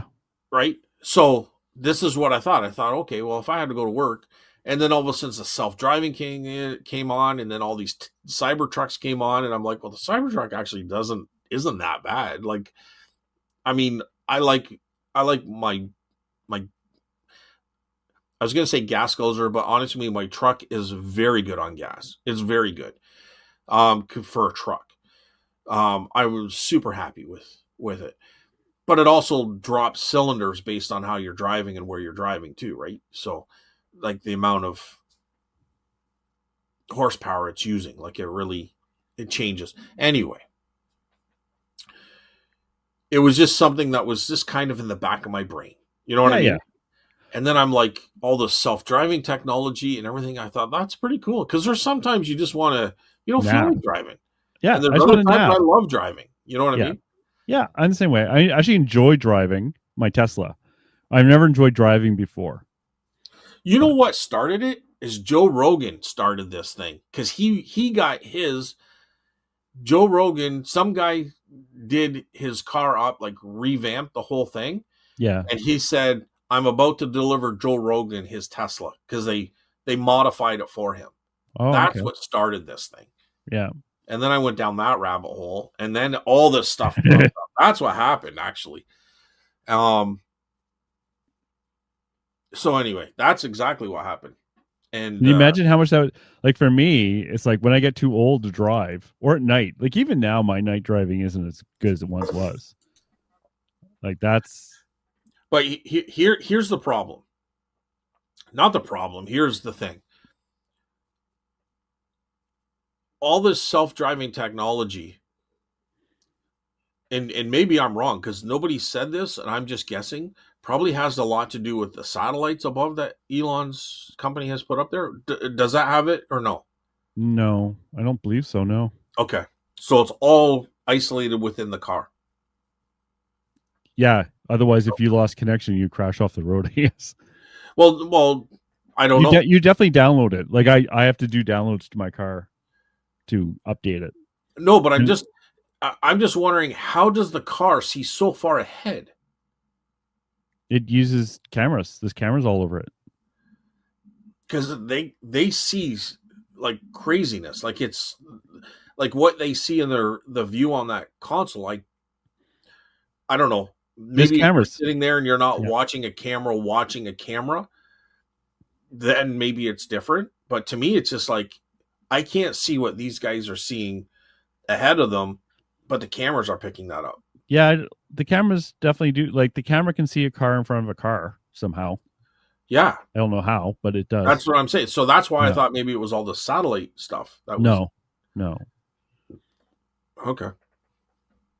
But Because it can see multiple cars parked along the side of the road, and they're all behind each other, but it has them all parked, and it shows them, and it keeps developing more as you get closer, right? yeah, It's and there's two coming into view. viewpoints. There's one viewpoint that like you see on like I'll see on my little LCD screen that, Yeah, but what it sees is quite different. It's more in depth.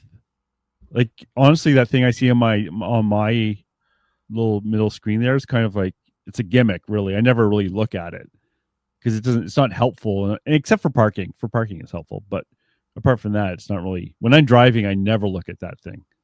So and there was a well, if you're self driving, you don't have to look at that thing anyway. you'd hope.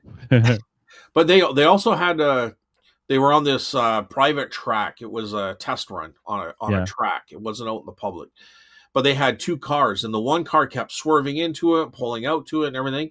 And every single time that test, it was really funny because the Tesla would stop, or it wouldn't go off the road, but it would veer towards the shoulder and come to a stop as the car was pulling out into it. You know what I mean?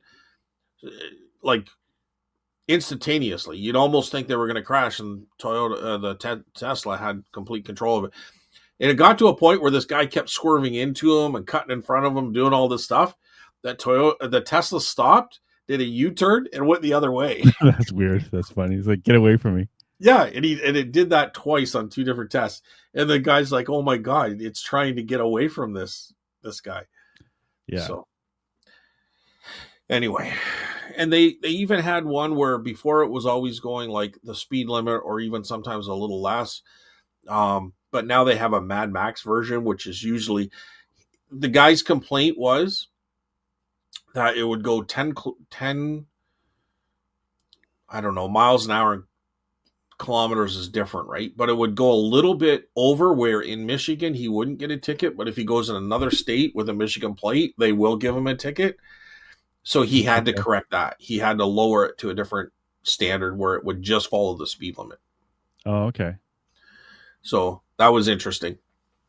He goes, it keeps putting me, so you can here we can do 120 on a highway, but the speed limit technically is 100. But they give you that 20 kilometer buffer. They're not going to ticket you for 120 because there's someone they're waiting for the 130, 140, 150 people. That's right. Exactly. Well, the cops, if you pass the cop on the road doing 120, they won't touch you because there's every car is passing. Yeah, right? We're all doing 120. We're all doing 120. In fact, the speed limit in a lot of places around us, at least, is 110. And if you're in the fast lane doing 100 in 100, they will give you a ticket for for interference of traffic and all this. Yeah, because it's not the fast lane; it's the passing lane. It's for passing. You go fast in the passing lane. You both is true, but you're supposed to. You hit my pet peeve, so let's not go down there. But, the passing lane. It's a passing lane because it's for passing.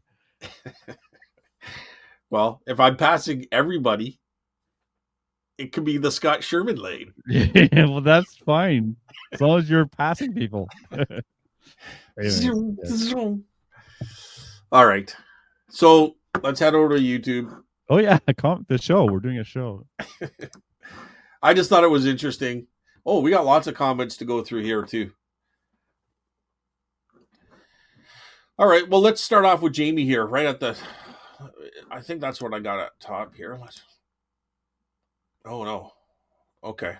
So I put newest first, so maybe because usually when I go newest first, it brings up more comments. So we'll start. Do you want to start at the bottom or the top? No, I got to copy you. So a lot of the stuff we're probably going to say again on Sunday, but whatever. Yep. Start at the top. Adam, sorry about the loss of your friend. I didn't express my question last week very well. All I was looking for was suggestions on what items you think would sell consistently daily. Just looking for ideas that I might not have thought of. Yeah, and we can't really. I'm not the guy to ask that because I go after everything. Yeah, me too. Things that like vintage toys in good condition. I just bought a G.I. Joe outfit, like a collection, I should say, and even parts and repair. Like, don't overlook parts and repair stuff because, if it's an expensive radio or something, like even a knob could give you $30, right? Because somebody's dog chewed the knob off or something. Like, who knows? There's that aspect. You guys are so different down there because you can sell stuff. I see a lot of successful guys selling $10, $15 items. That doesn't work for us up here. Like, I don't think I'd go under $15, but I really try to keep it $30 and over for me. But I think they get different things. Books are. I sell lots of books out of the booth. Yeah. Online, I can get the bigger dollars, but they're a long sale. Even if they're $200 or $400 books, or like I sold a volume set of 2 books for $400. It took a while for someone to find them, right? So honestly, Adam, I'm not even kidding. Ask ChatGPT. You'd be surprised what answers it comes up with. Well, I think it's going to tell you exactly what we tell. It's just going to give you a laundry list of things that you could sell. Yep. Right. And sometimes it'll remind you of stuff. So, like if you're asking for consistently daily, you should be selling new stuff in a way, but that's not us at all. Well, then you're probably paying more money for it. You are. It's a different business. I love the antiques because that's just kind of my realm. So find something that you love, that you find an interest in, and I think it helps at least to start, and then you can start diversing into other things. But I don't know. I don't like giving recommendation really, because what works for one person might not work for the other. Oh I yeah. mean, just living in the US gives you a whole different, like, everything's, it's a whole different selling as far as I'm concerned. And honestly, you have to. I really think you have to take your personality into consideration too, right? Yeah. And what you can source. Okay, Count Uh, Dracula. What? Randy. Randy, that was our secret for the end. So yes, he Randy listened to the end. Ed Wood. Karloff. No, I have not. I haven't watched half the movies people say. It's like I have no idea what you're talking about. Did you watch the movie Ed Wood? I'm going to write that down because I want to watch that now. I'm going to watch, well, we record this show on a Wednesday, so I will be watching Stranger Things tonight.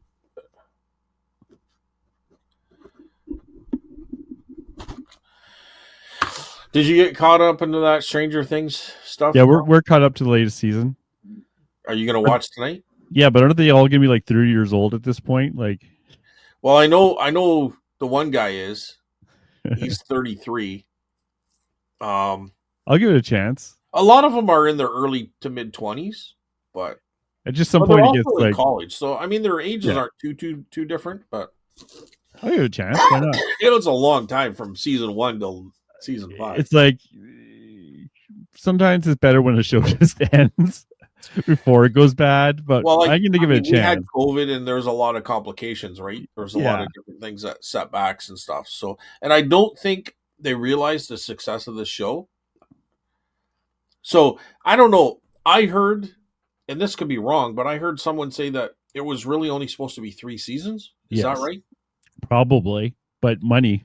But money, and it got really, so it went to 5. So, It's like anyway, the joke for like Wolverine and Deadpool when Deadpool says Disney's gonna make you do this until you're old and senile because of money. It's probably yeah. gonna be as long as they're making money, they'll be back. But I will say this, and I don't disagree with you, but for a show that expanded based on money, it still held its own. It's not like Walking Dead, which, they cut back on the budget and they just started spewing out shit and it just became an awful show. At least this remained good. Like, I enjoyed season 4. It might have been one of the better shows, right? Yep. I enjoyed it. I'm hopeful. All right. Is it your turn? Uh can't even remember now. Vintage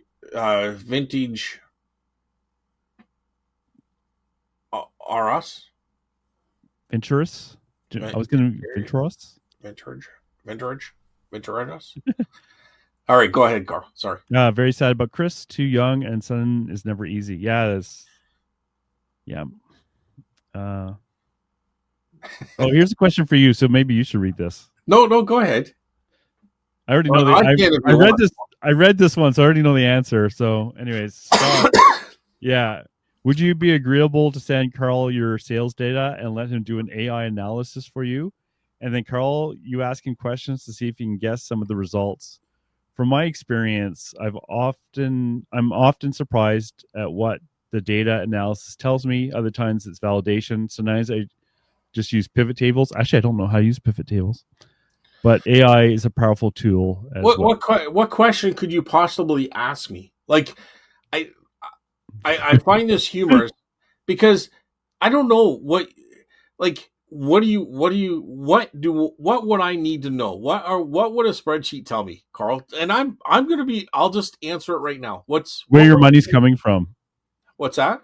where your money is actually coming from in some stuff you It's sell. coming from people buying my items, and I think the way the money you make your money on the buy, not the sell. There you go. That's where my profits are coming from. My money. And that's why I won't do it. Why? Because your gut tells you My gut has not been wrong. exactly. So And until we look at the data, you're happy in that world. okay, but what just this is what I'm saying. Let's do a test right now. Oh. Let's appease.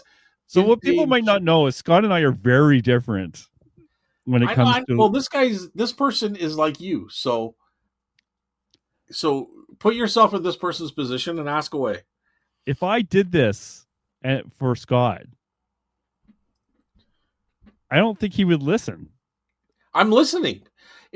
Listen, listen, Carl. I am listening. If I don't agree with you, doesn't mean I'm not listening. If I have a different perspective, doesn't mean I'm not listening. I agree with that. It means you're not listening to me,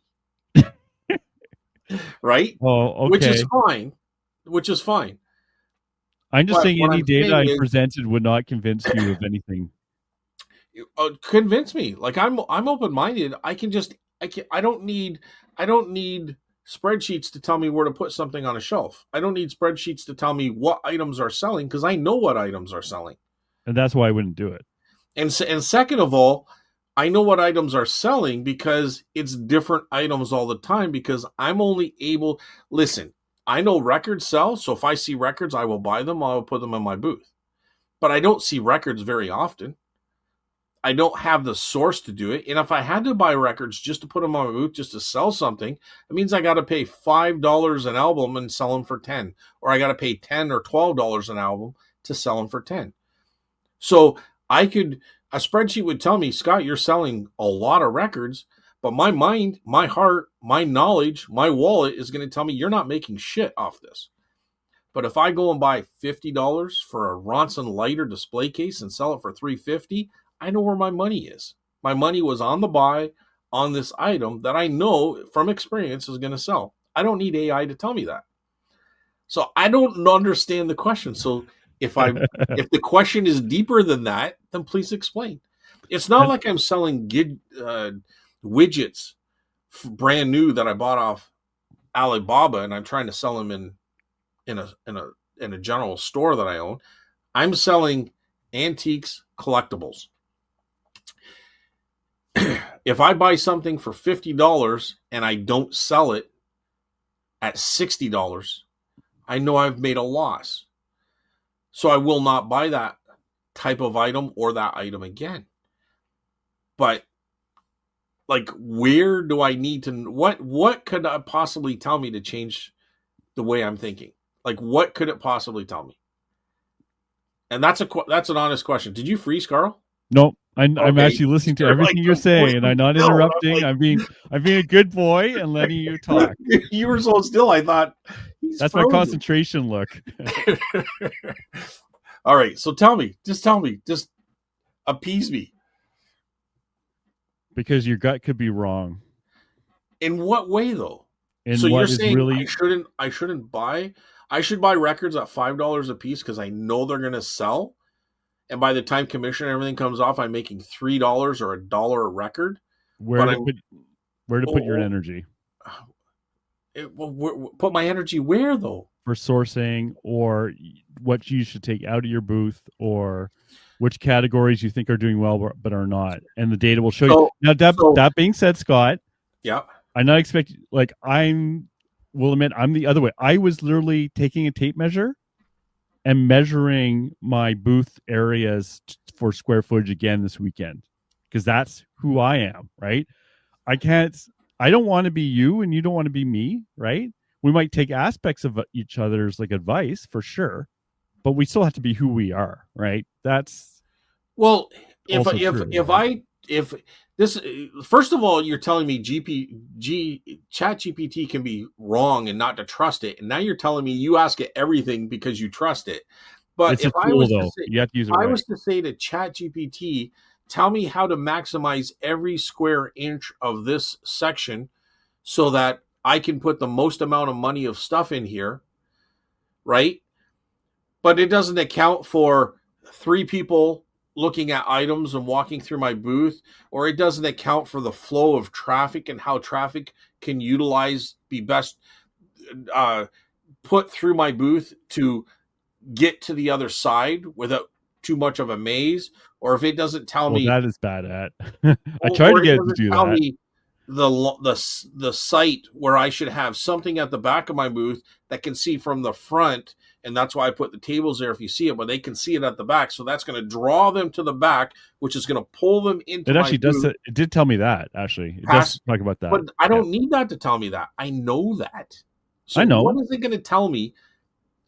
Is it going to say, Scott, you should hang things from the ceiling? Because I It could. know that. I don't know what else it could tell me that I don't already know. I'm not saying I don't learn from other things. I'm not saying things don't change. Like I took the wall out and expanded one booth into two. I think that made a huge difference and opened up the whole thing. ChatGPT is not going to give me that option because it's not going to know that option's there. And if I put that option as should I remove the wall? Well, I already know I should move the Yeah, wall. but don't forget he's talking about sales data here, not Okay, about so let's layout. go to sales data. You're telling me you measured every square inch. That isn't sales data. That's something that you brought up in the conversation. I'm saying I don't need to do that. Yeah, but the sales data is related to the square feet for the footprint the items take. Okay. So if you want to do the square inch thing, then I'm going to tell you right now that I already know that the bigger the booth you have, the better it is for sales because you're going to put more stuff in it, you're going to sell more. The smaller the booth, you're going to be able to offer a lot less to people. Therefore, all that traffic is going to come by. You're only appealing to a certain percentage of that people. But at the same time, your booth can't be so big that it takes over everything. And now you're losing what you should be doing on eBay, right? So some people would say, Scott, you shouldn't be having a booth. You should just do eBay. Well, okay, that makes sense. And on paper, I could see that argument. But now I'm losing something that I love to do. And it's given me, especially before the de minimis changes, it was giving me an outlet that ChatGPT wouldn't understand. And that means it's providing me a place where I can source. It's providing me some socializing and learning that ChatGPT wouldn't put into it's a numerical equation. And it also allows me to put things in there that maybe I thought was worth $30. It's worth $15. Sure, I might have paid $2 for it, but I can't put it online because of the work and effort that it would take me to list that. I throw a tag on it, I put it in the booth, and now that booth provides me something different, right? So there's a lot of aspects that sure you can say, and I appreciate your guys' Yeah. enthusiasm with spreadsheets. I'm just saying that is I put a whole lot more into the conversation than just a number value. I put in there learning, sourcing, but I also put in there a value of something that eBay alone couldn't do for me. You know what I mean? Yeah, and I wouldn't never say that you just take one small aspect of the booth and just go that's the most important thing because all those other things are important to me too. Yeah, and I think Like the good example is records. Records are one of my number one sellers, yeah, but I can't source records, I can't either. right? Not So to the level that would be required. yeah, I, so I can't just blindly accept the data that comes in. right. But it also shows me where I can put more time in and what is paying off. And for me, and I already kind of knew this, but it's confirmation, is toys. Toys, because that's what I bring in. And for square footage, it takes up not a lot of room. And it actually is selling a lot for the square footage it actually takes. So I should put more time into getting the toys I already have here, for example, into the booth rather than doing other stuff, which would be, I don't know, board games, right? But That, but and they can see the sales data. there's no spreadsheet that could tell me, like I said, what I don't already know. So it would be a waste of time to fill out the spreadsheet and require that information. I'll give you an example. When I went to this guy's house and bought all that GI Joe, if I would have said, "Hang on a second, let me do a spreadsheet. Let's figure it out on ChatGPT to make sure that this is a proper valuation," he's going to say, "Get the hell out of my house, dude." Oh yeah, and I wouldn't use it in that situation either. You have to use Right? the tools in the right situations. You can't just blanket it. Yeah, but what situations? So I already know based on learning what I've learned from that. And I've said this earlier, this is Yeah. before the comment. I already knew, and I already even said that I would actually have paid more now that I've learned what I've learned by going through this kind of stuff. So it's a learning experience on a G.I. Joe collection. And not only that, I can part a lot of the stuff out. So there's even more value then probably he even figured, because he would have said, well, this is broken, so I got to kind of throw this in, or, I can't really charge for that. But he didn't tell me that 4 of the pieces that snap off purposefully are going to be worth $30 a piece. You know what Yeah, I mean? I'm You know not what I mean? I'm not arguing that bit at all. Not arguing. I'm not even debating that truth at all. I agree with But you. you know how long it took and how long it'll be before I find another GI Joe collection? So I can't just say, well, the GI Joe collection was really good, so the spreadsheet's telling me I should go after more GI Joes. Well, I already know I'm going to go after more GI Joes. I don't need that to tell me that. Yeah, but But it can second tell of you all, it can tell you where to concentrate your efforts and where, like, where could of what I is actually concentrate? selling out of your booth. What's That you that? can of what actually sells out of your booth. Like okay, not maybe not you, Scott, right? Well, that's Okay. what I'm. This is me. He's talking to me. Well, He's he saying is. I should He's give just you my saying thing because the numbers what are there. I and know what where the numbers are. I'm just saying what you think you know and what the truth is might not be equal. Okay, so don't buy the GI Joes. That's nothing to do with that. Don't We're put talking the about VHS. sales. We're not talking about you sourcing here. And there's also another thing that's case in point. Okay, Thank you, Vitterus. there's I knew another this is case. what's going to happen. This is exactly what I thought was And going to and happen. and not only that, it Yeah. talks about the time of year. It talks about the clientele that is coming through there. Yeah. Like there's all sorts of variables. So sometimes a year, certain things will sell better than other times of the year, Oh yeah. I pulled right? all my baseball stuff out and brought it home and put all my Christmas stuff in. I didn't need Chat GPT or a data bank to tell me that. Right. Right.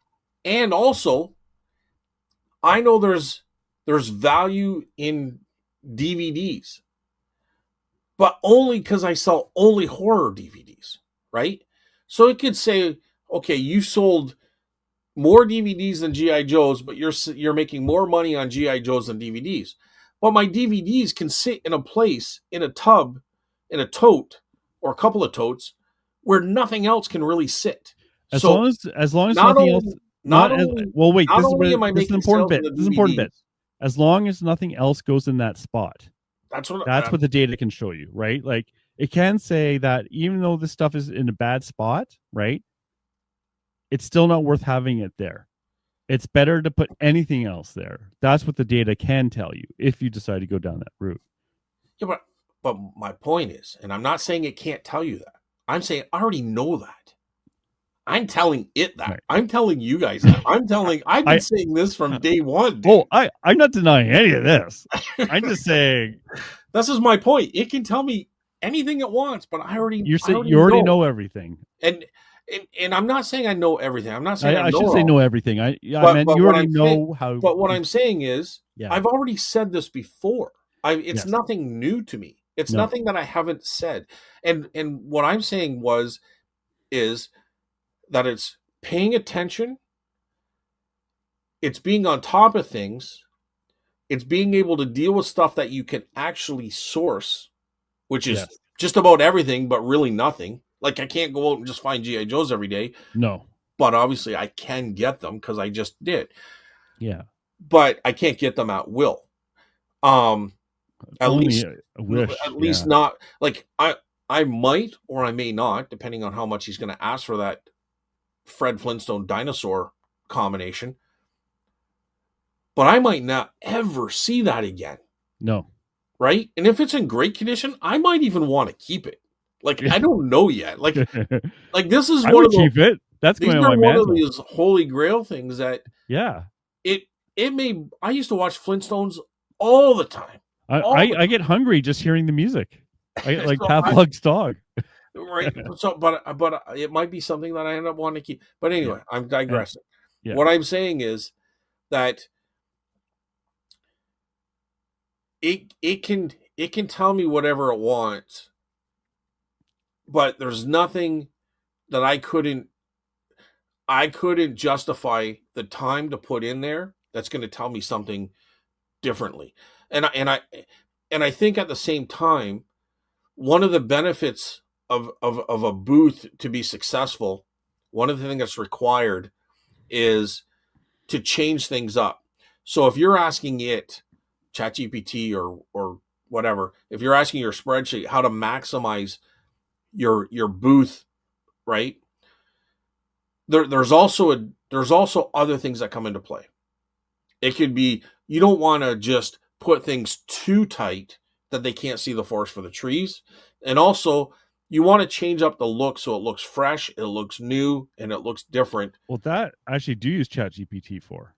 I take a picture of the area, and it actually told me to rearrange things because something was grabbing attention, which was true, which I didn't even think of until told it to me, right? But I didn't use ChatGPT, and I just explained that to you as one of the things that I need to do.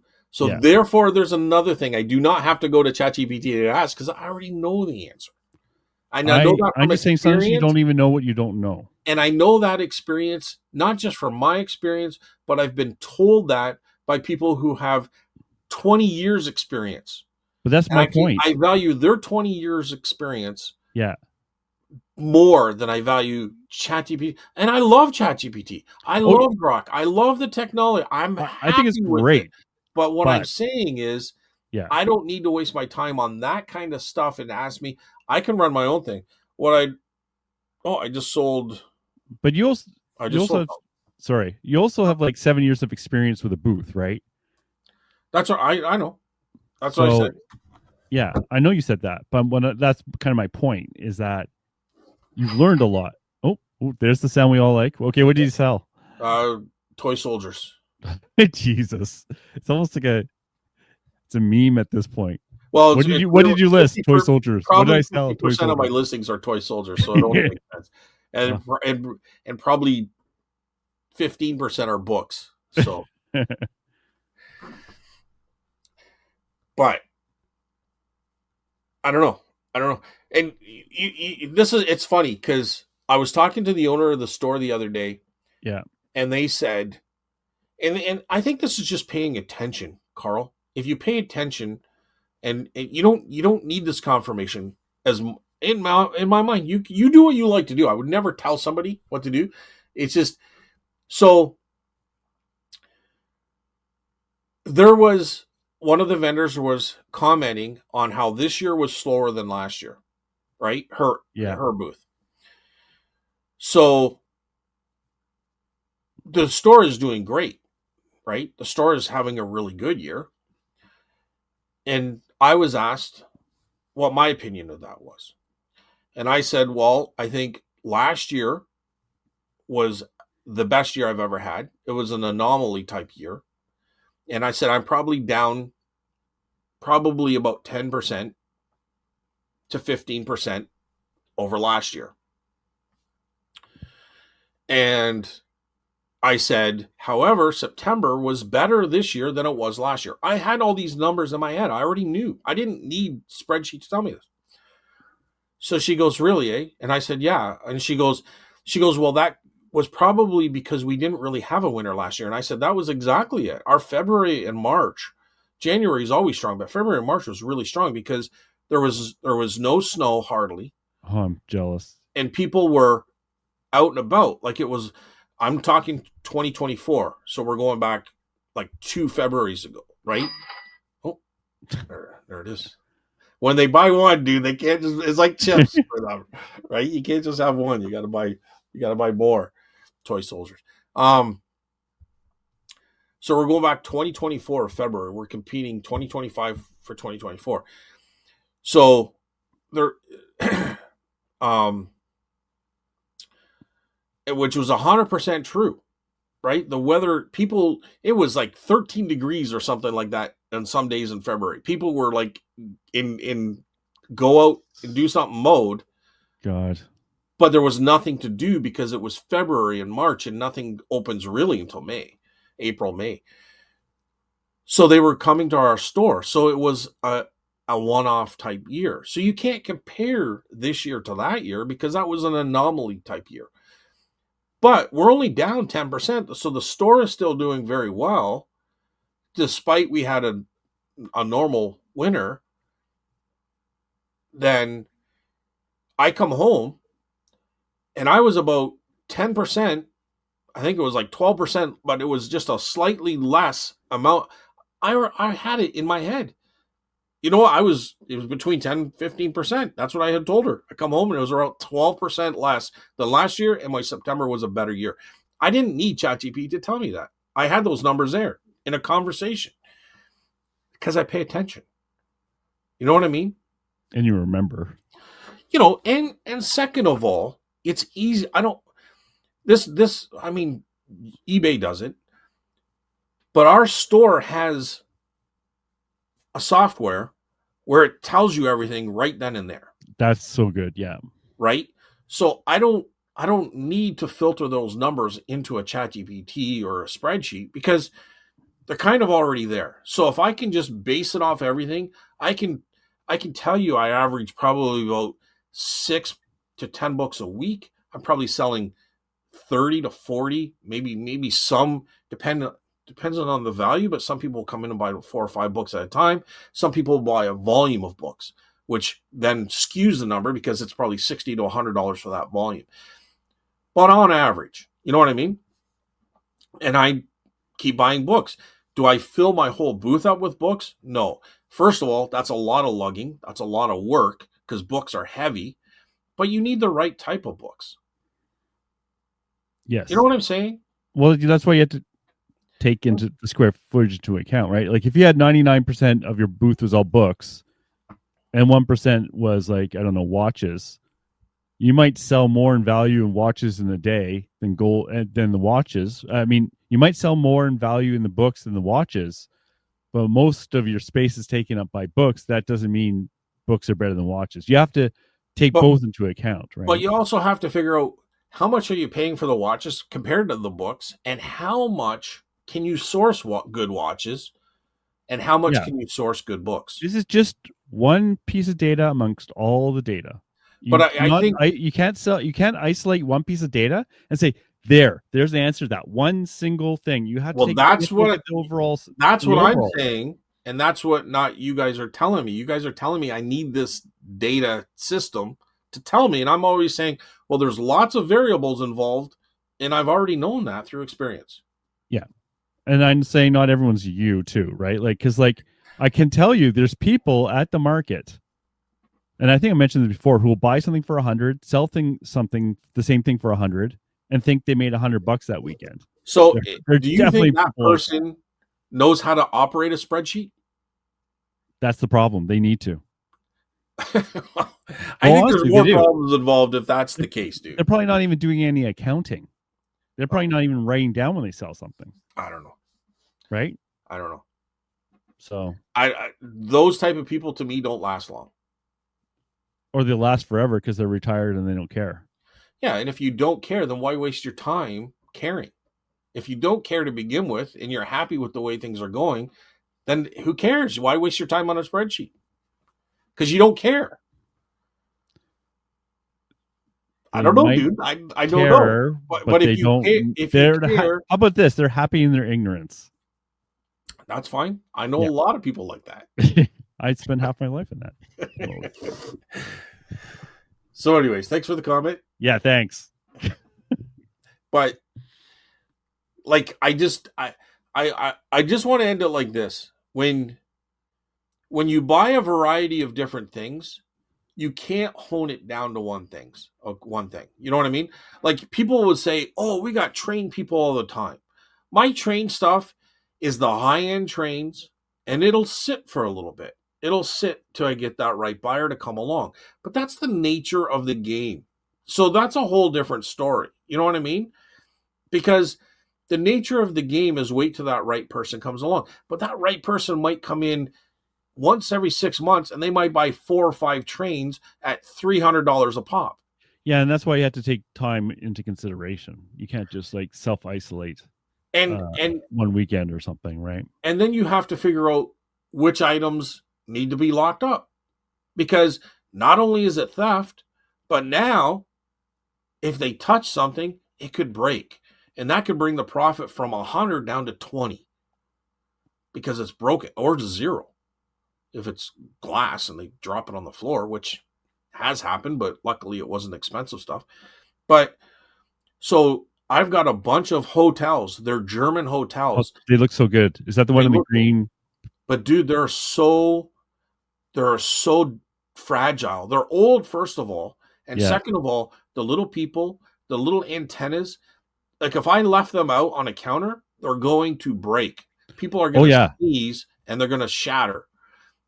I But have these little German soldiers. If you touch their sword, the sword breaks off. That's how fragile some of that stuff is for sure. yeah, so there's that kind of thing too. They just have to be locked up.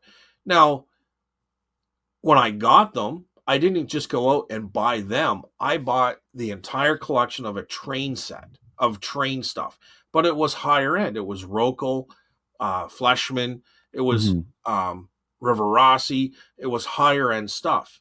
Some of the trains I sold for $550 online, Yeah. 350 out of the booth, Yeah. 300, 200. You know, they came in and bought three or four, the one group, but there's still a lot there. And a year from now, you'll probably see half of what's there still there.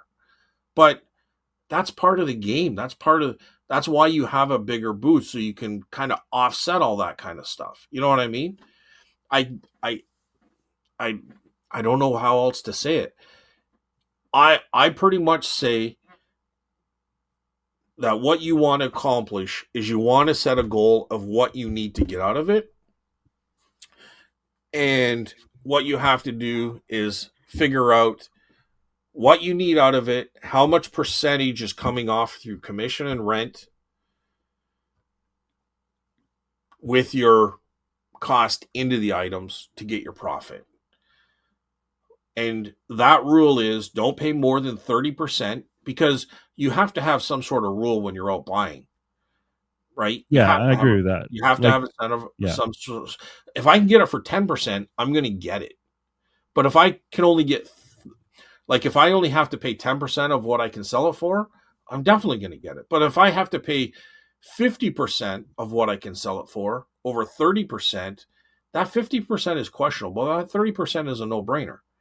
You know what I If mean? it can be hard because, like, when I do it for that, I assume like for my estimates, I assume 25% of the item's sold price is the cost of goods. I'm guessing though, right? If I really wanted to, I really should probably go into look at the category because, like, some categories I like books. I'm gonna probably pay a lot less than 30% because there's just such a in general overall Oh, because it's such a slow seller, right? like, But something else, I might pay a higher percent because I know it'll fly out the booth. So so so how I buy books is I will that was the buy example. Yeah, huge lots at a time. yeah, Now it depends on that lot. That one lot, I bought about 3,000 books and I paid $1,000. And I've said this story a lot, so I won't get into it. But I also took into account the collection that the house owner had. These books were stored in a library. They were personal library. And my thoughts were, well, the house was full of high-end collectibles. So if the books represented anything that was on the floor, like outside of books, like other items, yeah. then the books are probably good. They were displayed proudly. 80% of them were. The other ones were in different areas, some piled up. But the main ones in the main library, which I still have video or photos of, so I can show that collection, I'm thinking $1,000 is worth it. I was told don't pay more than 10 cents a book, which probably puts me to $300, That's what I said. right? But I was okay with 1,000. The deal was you had to take them all because they needed them all out of the. They were selling the house. They needed everything out, Some of but the that was the value deal. is you just taking them away. Yeah, That was where they enjoyed, and they didn't know the books either. The person that owned the books and knew the books had passed away. But I sold four of those books and a box of volume of books for $2,000 within yeah. a week. Not even on the booth. That was through just a Kijiji ad, and somebody came over and boom, these all one book sold for $900. So I don't need ChatGPT or a spreadsheet to tell me this is worth taking a chance on, and then succeeding so quickly. And not only that, there was a learning value. Now I love books where before I would never go to a book. Now I make decent money off books. You know what I mean? Because you can get them, and I won't pay a lot for them. I think that 10 to 25% or cents per book range in a large collection. Don't get not If you see a book for $1 and it's worth $30, that's different. But I'm saying when you're not looking them up, you're buying a whole collection or a library, look at the genre, because there's stuff I have passed up where I probably could have got them for that value.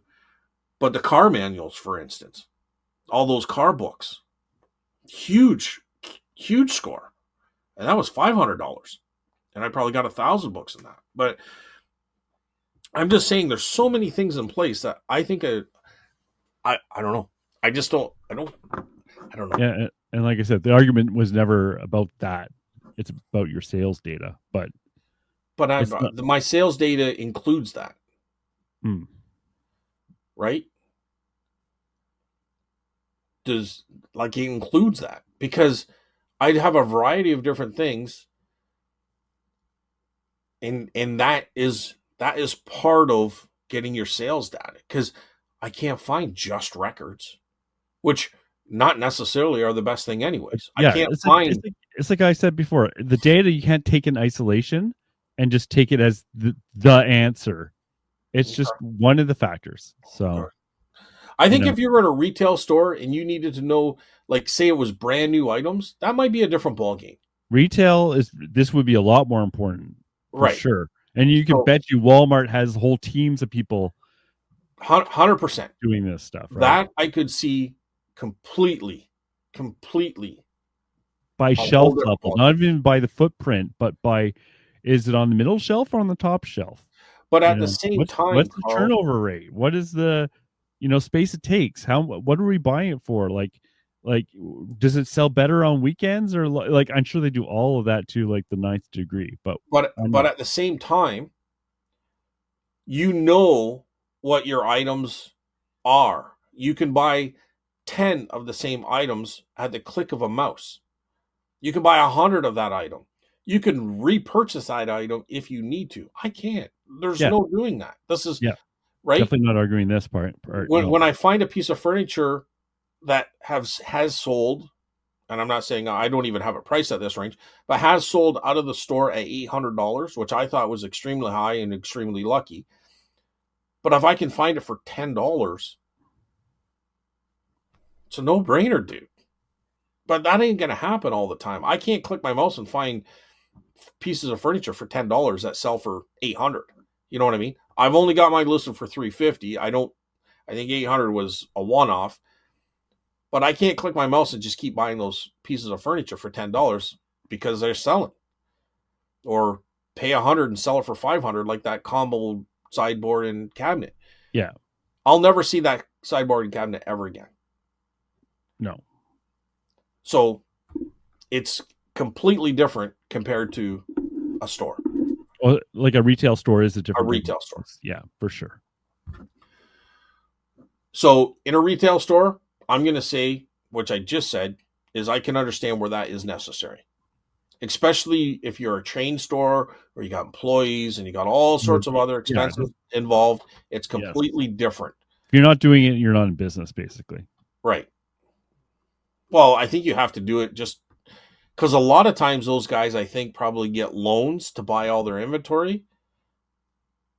Oh, right? Yeah. Right. So you have to show that all that information to any bank or any lender in order for that. Their margins are probably really thin too. And they're probably really thin margins for sure. Right. Because of all their overhead. So you got to make sure those numbers work. Your inventory is consistent, but your expenses can fluctuate. Where my expenses are pretty much consistent, but my inventory is not. You know what I mean? Does that make sense? I'm kind of the reverse of that, to be honest. I'm probably, like, my margins are high. My variance is low. I'm pretty sure that's it, right? It's like, okay, I might suddenly get a big buy once in a while, but still it takes a while for that big buy to actually get out to be sold.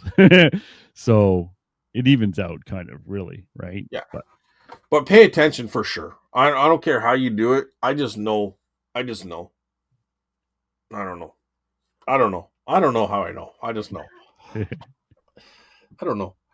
Anyway, wrong episode. I know. We explained that earlier, but But I apologize for that. Nova thanks for the heads Scotia. up. Yeah. I've also did the copy paste of tracking number before, and the only the first original works eBay glitch.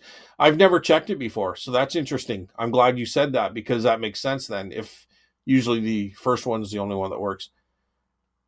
Yeah, I've never looked because I just assumed it worked, right? Like the only time I've copy and pasted, like obviously, is like if they buy things separately and I combine them, and I put the same tracking in for both. I've never looked because I've never had an issue. Huh. So, but that was like, yeah, no, like, yeah, I don't know. I never even looked, so I don't know. Sorry to hear about Chris. He was one of the first YouTubers I followed and always enjoyed his videos and passion. Definitely had a passion for sure. Your tracking number only works if the misogamy four orders in one parcel may confuse EIS. No, I know that before. My problem was you answered it in the first line, Randy, is the tracking. That was my concern. So the original one is showing that it was delivered, And that makes sense. which makes sense then, which means maybe my theory was right that it was delivered to the wrong house or something happened there to the wrong address. You know what I mean? So we'll have to figure that out. Okay, go ahead, Carl. Serge Count Chocula, yes, thank you for listening to the whole damn thing. Next one is Jamie. Chris was a great guy with a wealth of knowledge. Just like Carl, I believe Chris gave me a template for YouTube reselling. Rest in peace. Yes, I can't quite remember the beginning, but it was definitely with Chris. And Jamie hopefully can come on Sunday as well. And Thrift on Fire, go check out his channel, his latest video. I'm going to go check it out because he's got something to do with Chris on it. So, Lee, haven't heard from Lee for a while. Good to see Lee here. So sad to hear about Chris passing. Learned a lot about reselling different types of items through Chris' channel and watching regularly on your channel with Chris. He will be missed. Thank you for sharing. Yes, you definitely will. This Sunday we'll have a little tribute to Chris. It's still kind of shocking. Like I'm slowly getting over it. Like it's sinking in, I guess. But honestly, like even when it was on the website, the obituary, it still did not clue in. Like it just felt so weird and unreal. It does, especially considering we don't see each other physically, right? Yeah.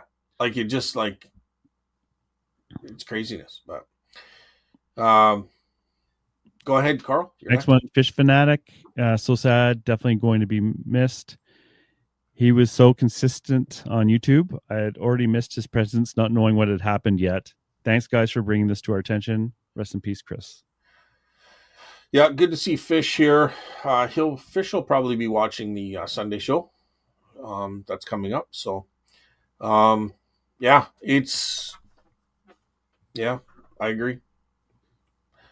Cheryl, good to see Cheryl. We haven't saw much of Cheryl. Like, I'm really surprised. Like, with Thrift Beast next and Cheryl and the lead. Like, there's people in here that I used to see on the Sunday show, and I didn't even know they were really listening to this show. You know what I mean? Yeah. So good to see you guys. Cheryl's here. Hi, the news of Chris' passing is shocking and extremely sad. I was happy when I found another Canadian YouTube channel, and Chris was so knowledgeable and generous with his sharing. Scott, I found you through Chris. Rest in peace, Chris. So there was two comments that I replied to. They were basically pretty much a couple of days after the thing. They were the first two comments. So I replied to Cheryl. And didn't know his surname, but looked for him on a funeral home obituaries in Milton, and of course got nowhere. Hope you and the family were all well. Never forget you. Post on that. Thanks, Scott. Hope all is well. Yeah. So, yeah, it'll be on the other channel. Cheryl will do a couple of days ahead of time, probably on the Friday with a thumbnail, and then we'll do Sunday. All right, last one there, Carl. Yeah, Thrift Beast. Man, this first, rest in peace, Chris. He got me into reselling, into my reselling journey. He is a true Canadian reselling OG. I was happy to have met him. Such a nice guy. Yeah, I wish we talked about meeting up, but it just never happened. So, but Yeah, he met up a couple times. Him and his wife came to the Waterford Antique Market. He put a couple of videos up. So if you scroll through his channel, you'll see those ones. But um, yeah, um, the one time we went out for lunch and stuff like that. So um, yeah, I don't know. That's about it. yeah, well, thank you, everyone. I hope some people have a chance to come in Sunday and at least say hi. So, Well, there's two things we've learned this week, Carl. yeah. Yeah, we're gonna have self-driving cars, and aliens are gonna invade Earth next year. Oh, there was a new video that just new. What is it called? Damn it! You comment because I was going to send you a text on it. I forgot. There's a new Um, big documentary on it. Big That's documentary. It's only I just noticed it on YouTube. That's why I said it. But it was yeah. something like just something disclosure. I haven't watched it yet. I have it. I'm going to watch it. Oh, But it should be here somewhere.